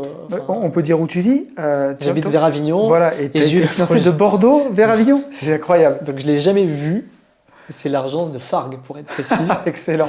C'est énorme. C'est énorme. Et c'est grâce à un de mes abonnés qui, vu que je commence à documenter ça, C'est trop bien. et lui il m'a dit, je fais un projet très similaire au tien, j'ai une conseillère, elle est géniale et tout. Il m'a filé le contact de la conseillère, et la conseillère était exceptionnelle. Malheureusement, elle est partie en congé mat après, alors heureusement pour elle. Oui. Mais du coup, après, j'ai eu que des conseillers pourris pour le coup, donc bon. C'est ça la puissance du réseau aussi. Et, C'est incroyable. Donc je remercie, il s'appelait Thomas d'ailleurs, je remercie Thomas de m'avoir filé ce contact incroyable qui m'a permis d'avoir ce prêt, donc ce projet. Donc si on en revient au chiffre, donc 267 000 euros de prix d'achat. On a mis 70 000 euros d'apport, je crois, donc les 50 000 de ma vente, plus on a mis 20 000 de nos livrets. Et on avait estimé à 150 000, enfin on avait budgété 150 000 de travaux. Donc l'enveloppe totale était 440 000, mais la banque nous prêtait 368 000, quelque chose comme ça. Ok, d'accord. C'est à peu près ça les chiffres. Si tout va bien, alors suivez ceux qui veulent suivre après le podcast, j'en suis à RP Rentable 12, normalement le 13 ou le 14 doit être fini, je présenterai les chiffres finaux. Excellent. Si tout va bien, on devrait pouvoir revendre notre partie RP aux alentours de 500 000, Ouais. donc du coup sans plus-value. Et la partie qu'on a divisée Sans pour la partie impôt sur la locative, plus-value. sans impôt sur la plus-value, Ouais. bien sûr. Enfin, avec de la plus-value, mais sans Oui. impôt sur parce que sans plus-value, ce serait un peu con. Ouais, ça serait dommage d'avoir fait tout ça pour ça. C'est ça. Et la partie locative, a priori, on pourrait la revendre 250 000. Ok. Donc, on aurait une potentielle plus-value latente de 300 000 net de tout, quoi. Seulement. Théoriquement. Voilà. Donc, voilà. Si tout va bien, ça a confirmé, tu vois, parce qu'on a eu quand même quelques dépassements de budget, donc je pense qu'on va peut-être réduire un petit peu la marge quand même à la fin quand je ferai les comptes finaux, parce qu'on a quand même dépensé, on a un peu explosé le budget travaux quand même. Ouais. Peut-être, je dis, à vue de nez, 50 000, peut-être en moins de ce que je raconte, donc peut-être une marge nette de 250, tu vois, à confirmer. Mais, pour préciser à tous les auditeurs, c'est pas fait un claquement de doigts, c'est 1 an et demi de travaux, les week-ends sur le chantier, les risques, sacrifices, un peu moins avoir les enfants pendant ce temps-là, etc. Ouais. Donc c'est beaucoup, et on a fait aussi beaucoup de travaux nous, parce qu'on a explosé le budget de travaux énormément. Donc peinture, ponçage, montage de cuisine, le sol, enfin bref, on a fait quand même pas mal de trucs nous. Ouais, tu as fait beaucoup de choses. J'ai vu, tu as fait beaucoup d'ouvertures aussi. Alors, Ouais, après alors ça, on l'a pas fait nous. tu l'as fait, tu mais l'as du coup, sous-traité. Mais Sous-traité, c'est mais un vrai projet de rénovation lourde. on a fait 6 ouvertures en façade, avec bureau d'études qui est intervenu, mais ça pareil, pas prévu, donc en plus. On a fait une ouverture d'une trémie pour créer un escalier, parce que du coup on a dû fermer les maisons comme ça et donc créer un escalier pour accéder à l'étage parce que l'autre escalier était de l'autre côté. On a réagencé tout, on a pété tout, hein. Là on a gardé que le mur porteur ici, on a toutes les clôtures, on a tout pété, on a tout réagencé. On a refait l'électricité, plomberie des 2 maisons entièrement, on a créé un réseau ELEC, un réseau un réseau d'eau neuf, séparé aussi, enfin 2 compteurs séparés. Pour créer l'accès locataire, on a dû créer aussi un escalier, un mur de soutènement. On a eu des soucis avec les voisins aussi. On a parlé d'histoires assez ridicules. Des problèmes de limite. De limite, géomètre, on a fait partir au tribunal. Donc voilà, on va dire que le jour où j'encaisserai cet argent, ce sera je considère que c'est mérité par rapport à l'énergie autant qu'on a Non, mais passé. tu vois, on n'a rien sans rien, mais encore une fois, c'est de la prise de risque. Et si tu compares ça à gagner 300 000 euros net d'impôts par rapport à ton ancien salaire, par exemple, je veux dire, c'est stratosphérique, quoi. Bien sûr, c'est incroyable. Donc, bien sûr que c'est des risques, c'est du temps, c'est de la gestion. Et c'est aussi, j'aime qu'on discute de ça parce que tu montres aussi qu'on ne peut pas non plus passer du levier immobilier. Enfin, bien sûr qu'on aime la bourse et que sur le long terme, la bourse, elle donne des résultats exceptionnels et exponentiels avec le temps. Mais pour faire du cash plus rapidement et dans un délai plus court, ça s'apparente à une opération de marchand de biens presque, même si tu l'as fait en nom propre et bien sûr c'est ta maison, tu vas l'habiter. Mais pour faire du cash plus rapidement, alors oui, c'est des travaux, oui, c'est de la gestion humaine, oui, c'est du temps, des risques, du financement, mais à la fin, ça paye, quoi.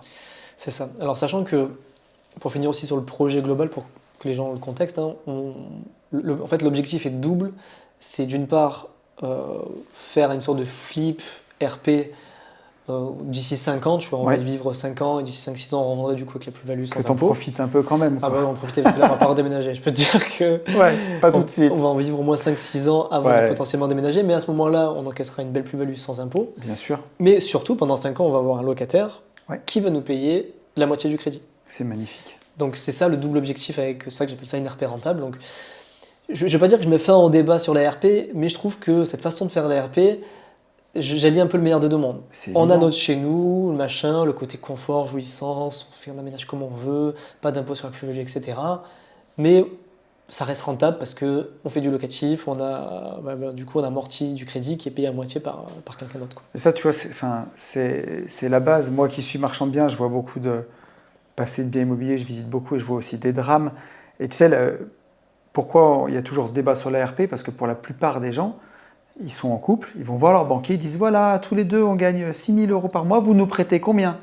Ah bah vous pouvez avoir une mensualité on vous prête tant, ça fait une mensualité de 2 300 euros. Et donc ils regardent ce qu'ils peuvent acheter avec ça, bien sûr. Ils vont au taquet. Bien sûr, ils oublient les frais de notaire, donc ils ruinent leur épargne. Après, il y a plein de travaux parce que finalement, c'est pas à leur goût, donc sur leur salaire, ils repayent, ils changent la cuisine. Et parfois, un cas sur deux maintenant, quand ils se séparent, ils remettent la maison sur le marché à ce qu'elle leur a coûté. Sauf que souvent, elle est 20% au-dessus du marché. Et là, ça commence... Là, c'est une RP pas rentable. Non, c'est des moments pas rigolos.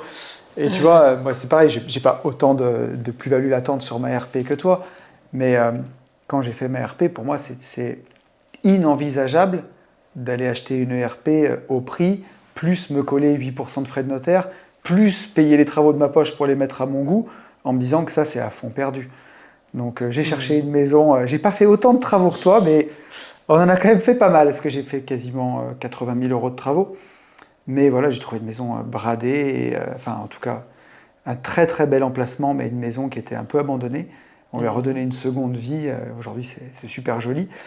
Et je sais que j'ai de la plus-value latente, c'est la base, quoi. Mais comme tu l'as dit tout à l'heure dans mon épisode, la bonne affaire, c'est faire l'achat, en fait. Et quand tu as bien étudié... moi, j'ai mis longtemps à comprendre ce concept, tu vois, de prix au mètre carré, par exemple. Tu vois. Avant, je regardais pas ça. Et c'est vrai que quand tu raisonnes assez bêtement en disant « Ok, le prix au mètre carré de mon secteur, c'est 3 500, là, je le touche à 1 000. Et même si je fais des travaux, en tout, je suis à 2 000. Je vais avoir un truc neuf à 2 000 euros du mètre carré qui se vend à 3 500, en fait.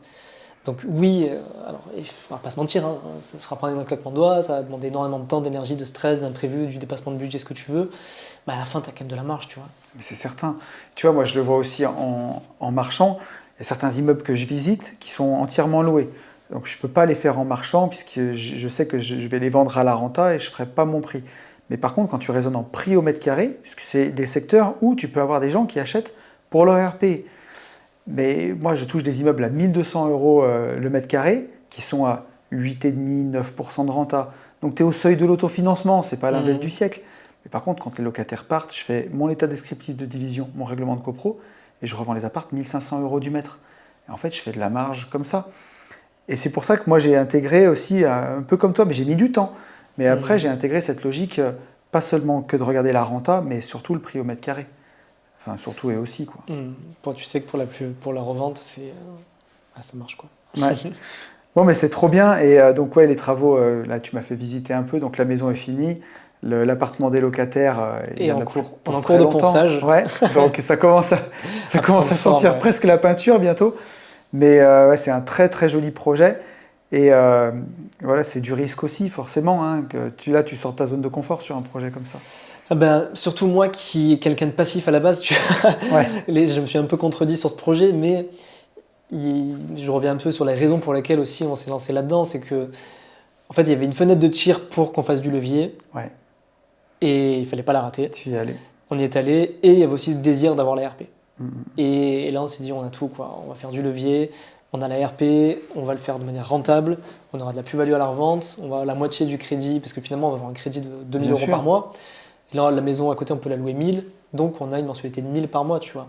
Et pour 1000 par mois, aujourd'hui, on vit dans un 160 mètres carrés dans la campagne avec 700 mètres carrés de terrain. 4 chambres, j'ai mon studio de podcast à la maison. Enfin, Ici, tu n'aurais jamais ça autrement. et j'aurais jamais eu ça en fait. Bien sûr. Si j'avais pas fait ce projet-là, au max, on aurait pu avoir une maison qui valait 300 000, donc on nous aurait prêté que 250 000. Et ici, dans le secteur, 300 000, t'as 80 mètres carrés. Ouais. 80 mètres carrés et 300 mètres carrés de terrain, tu vois, grand max, quoi. Là, on est le double.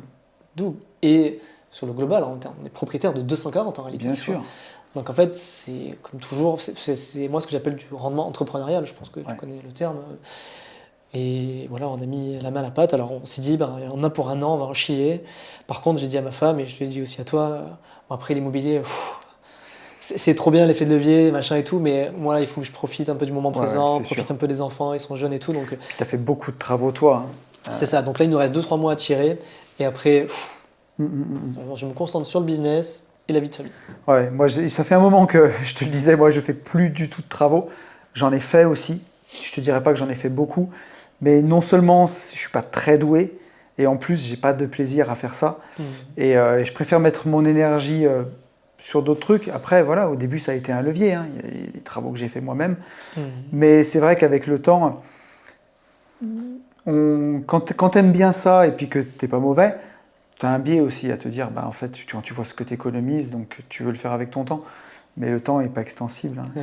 Malheureusement. Qui le dis-tu On ne peut pas tout faire. Mais en tout cas, j'étais content qu'on fasse cet épisode parce que tu prouves qu'on peut se lancer dans l'entrepreneuriat avec pas toutes les réponses et que ben voilà, on avance et puis on déroule.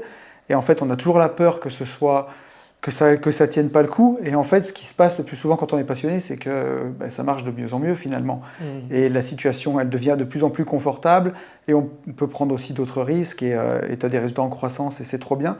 Et qu'on peut emprunter en étant entrepreneur et même faire un projet rentable à côté. Et là, tu fais un bond patrimonial qui est énorme en fait. Bah, c'est ça, tu vois, tout à l'heure je te disais, je suis à peu près à 300 000 aujourd'hui. Si tout va bien, je vais peut-être faire un x2, tu vois. Ouais, c'est magnifique. Alors ce sera latent, tu vois. Bien sûr.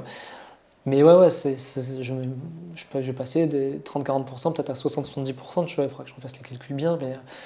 Mais voilà, après, si tu cumules ça un peu aussi avec la trésor de la boîte que j'ai fait, si je l'investis pas trop mal et tout, ça peut aller plus vite, quoi. Donc, bon, réponse dans peut-être prochain épisode, dans 2-3 ans, peut-être que je suis libre financièrement, enfin. Tu vois, c'est ce que j'allais te demander. Si on refaisait un podcast, tu vois, dans quelques temps, on n'est pas obligé d'attendre 3 ans, hein, mais d'ici 2-3 ans, ce serait quoi ton plus gros objectif, ton plus gros défi ? Que la boîte, elle tourne. En fait, ce que j'ai besoin aujourd'hui, moi, c'est de stabilité, tu vois. Ouais. De stabilité financière et familiale. Parce qu'en fait, j'ai l'impression qu'on est tout le temps en train de courir avec ma femme partout pour boucher les trous, tu vois. Qu'on soit stable avec ma femme, c'est-à-dire qu'on est tous les deux à 100% sur le business, qu'on ait pu ralentir le temps de travail, qu'elle passe à 80%. C'est ce qui est prévu l'année prochaine. Si tout va bien, vu qu'on n'a plus les mots, justement, elle pourra passer à 80% pour les petits le mercredi. Donc, j'aimerais aussi idéalement l'accompagner et être avec les mercredis, le passer avec les enfants. Donc, ralentir, avoir un niveau de CA qui nous permette, de bénéfices en tout cas, qui nous permettent aujourd'hui de vivre à deux correctement. Je ne vise pas 10 000 balles par mois net en salaire, on n'en a pas besoin aujourd'hui, on a besoin de 3-4 000 pour vivre pour la famille, ça nous suffit. Alors, j'aimerais faire un peu plus pour continuer à épargner et pour continuer à alimenter la machine. Mais je dirais, voilà, avoir 5 000 de salaire pour la famille, Ouais. Que le business, il tourne bien, que je continue à être passionné quand même par ce que je fais. Ouais. Et que voilà, le patrimoine il continue de grossir tranquillement pour avoir j'aimerais d'ici 2-3 ans avoir une date d'échéance de liberté financière un peu plus précise. Ok. Et dans 2-3 ans, pourquoi pas refaire de l'IMO? Ok. Pourquoi pas? Parce que c'est possible que ça me manque aussi. Il faudrait que tu viennes me voir pour que je te montre comment le faire tout en t'économisant. C'est ça un peu. Après, tu vois, le côté marchand, ça commence à me travailler aussi, tu vois. Ouais. En fonction de comment je me structure, toi, je te parlais tout à l'heure, peut-être de Bien créer sûr. une holding et tout. Si je crée une holding, ça peut être aussi l'occasion de faire redescendre notre réseau dans une SaaS de marchand. Après, c'est juste que voilà, le marchand, je pense qu'il faut quand même d'autres compétences et du réseau. Donc, voilà.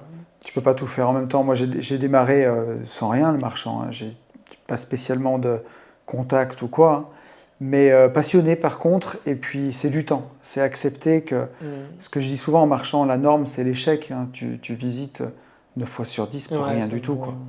Donc, et tu continues de visiter quand même, parce que les agents IMO ils te présentent parfois des pépites, et puis parfois des merdouilles, mais tu y vas quand même, parce que pour la relation. Quoi. Ouais, tu vas rester avec eux après. Bah voilà, tu vois, et tu passes un bon moment, et je rigole parce que j'avais un agent IMO qui a pris sa retraite maintenant, mais qui était un ancien, qui était gentil. Et il m'appelait toujours pour plein de trucs. Donc il y avait des fois du bon et des fois du moins bon. Puis un jour, il m'amène sur un truc. Mais c'était nul, tu sais, une maison d'habitation. C'était pas qu'elle était nulle, mais c'est pour un primo-accédant. Je dis, pourquoi tu m'as emmené là? Je dis, qu'est-ce que tu veux que je fasse?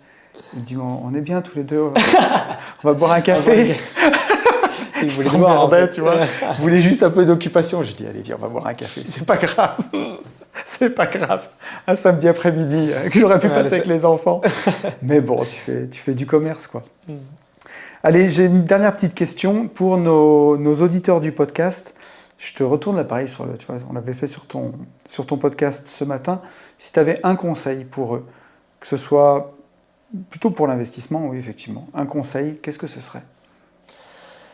C'est marrant parce que c'est la question que je pose souvent à mes auditeurs et je prépare jamais quand c'est moi qui dois la C'est l'arroseur arrosé. Donc je reprends la question. Si j'avais un conseil sur l'investissement, c'est très dur d'en donner un. Alors je vais en donner. C'est pas le même que je donnerai en fonction Tu peux en choisir deux si tu veux. Hein. Alors, je vais en donner un parce que je sais que toi ils sont très IMO. Ils sont très IMO. Ouais, vraiment. c'est assez immobilier. Alors je vais donner ce conseil-là. C'est de dézoomer sur son patrimoine. Ouais. On a toujours tendance à passer beaucoup de temps à travailler une classe d'actifs, ce qui est important, hein, de travailler une classe d'actifs, c'est-à-dire de focus sur l'IMO, ou quand tu construis ton portefeuille d'ETF, passer du temps, machin. Mais je vois tellement moi de gens qui vont passer des heures et des heures à construire un portefeuille d'ETF ou choisir tel ETF, et à la fin, en fait, il y a 100%, enfin, à la fin, ça représente peut-être 5% de leur patrimoine. Ouais, machin. bien sûr. Donc, le conseil que je dirais, pour te dire qu'ils sont très IMO, même s'ils passent du temps en IMO, et c'est encore plus important de passer du temps en IMO, mais c'est de dézoomer et de regarder en gros comment est constitué votre patrimoine aujourd'hui. Ouais. L'IMO, c'est très bien pour l'effet de levier. Je ne vais pas cracher sur l'IMO parce que je pense que ça reste une super classe d'actifs, mais je trouve que c'est dommage d'avoir 100% de son patrimoine en IMO. Bien sûr. Donc dézoomer et penser à allocation d'actifs et pas qu'avec le levier de l'IMO, même si bien sûr ça en fait sa force. Penser à allocation d'actifs. On n'y pense pas assez, je trouve. Donc diversifier votre patrimoine, surtout quand ça commence à être des montants à 6 chiffres, je pense que ça vaut le coup de, voilà, si aujourd'hui vous enchaînez les projets d'occasion, intéressez-vous aux ETF, intéressez-vous, alors peut-être pas aux SCPI, parce qu'effectivement si vous êtes désénervé d'immobilier locatif, les SCPI c'est pas pour vous, mais intéressez-vous peut-être au Bitcoin, intéressez-vous peut-être au, je sais pas moi, à l'or, en ce moment c'est peut-être tellement flambé que c'est pas le moment. Un peu haut, mais... C'est un peu haut, mais voilà, intéressez-vous à d'autres classes d'actifs, et je pense que le pilier complémentaire indispensable, ça reste quand même la bourse. Ouais. Et forcément, j'ai un biais, moi, je suis fan d'ETF, donc voilà. Je ne peux que te rejoindre. Je dirais ça, voilà. Sur l'allocation d'actifs. Dézoomer, voilà, toi, en plus, tu as fait une formation sur l'arbitrage de patrimoine. Excellente formation, arbitrage de patrimoine, lien dans la description. Pour moi, ça a été une révélation, la bourse, il y a déjà des années, il y a presque 20 ans maintenant, vraiment une phrase de vieux con, 2008. mais effectivement, c'est lent au début quand tu as des petits montants, mais quand tu commences à avoir des arbitrages immobiliers et que tu rentres 50, 70 000, 100 000 euros, et que tu peux avoir ce pouvoir-là de les mettre en bourse, tout de suite sur l'exponentielle, tu avances d'une dizaine d'années parfois, tu avances sur cette courbe. Donc c'est incroyable. Merci à toi, Thomas. C'était Merci un à toi, plaisir. Tony. Ouais, c'était vraiment cool comme il y a 2 ans. Donc, la prochaine fois, c'est moi qui me déplace chez toi. Avec plaisir. Tu viendras dans nos beaux bureaux rentables aussi, tu vois. Nous aussi, ça me fait penser, ça me fait sourire, mais les bureaux qu'on a fait, on n'aurait jamais pu avoir d'aussi beaux bureaux s'ils n'étaient pas issus d'une opération de marchand de biens couplée à une opération locative. Jamais on aurait pu s'offrir ce genre de bureau juste en faisant un chèque, quoi. Donc, ouais, que ce soit pour des bureaux rentables ou une ERP, c'est très inspirant ton parcours et ça montre qu'on peut vivre dans des beaux endroits, dans des grands espaces. C'est sûr que ça demande un peu de temps, un peu d'énergie, un peu de sacrifice, mais... Mais voilà, après, ça paye. Exactement. Où est-ce qu'on te retrouve, mon petit Thomas? Alors, on me retrouve sur le podcast Investir Simple, disponible sur toutes les plateformes, sur ma chaîne YouTube, que j'essaye de faire décoller dangereusement. Je suis bientôt à 10 000 abonnés, donc j'espère que Pas grâce à mal. ton podcast, on arrivera aux 10 000. Et voilà, il y a la chaîne YouTube aussi, Bien. où il y a tous les épisodes de podcast en vidéo. Instagram, si vous voulez papoter avec moi, avec plaisir. Et puis après, il y a ma newsletter, j'envoie une newsletter tous les lundis, vous pouvez vous inscrire sur mon site. J'offre aussi mon outil de suivi patrimonial, Trop bien. pour ceux qui veulent faire le point sur leur patrimoine. Puis voilà, puis après il y a une académie aussi, mais ça, pour l'instant elle est fermée, mais peut-être qu'un jour elle rouvrira les portes. Bien.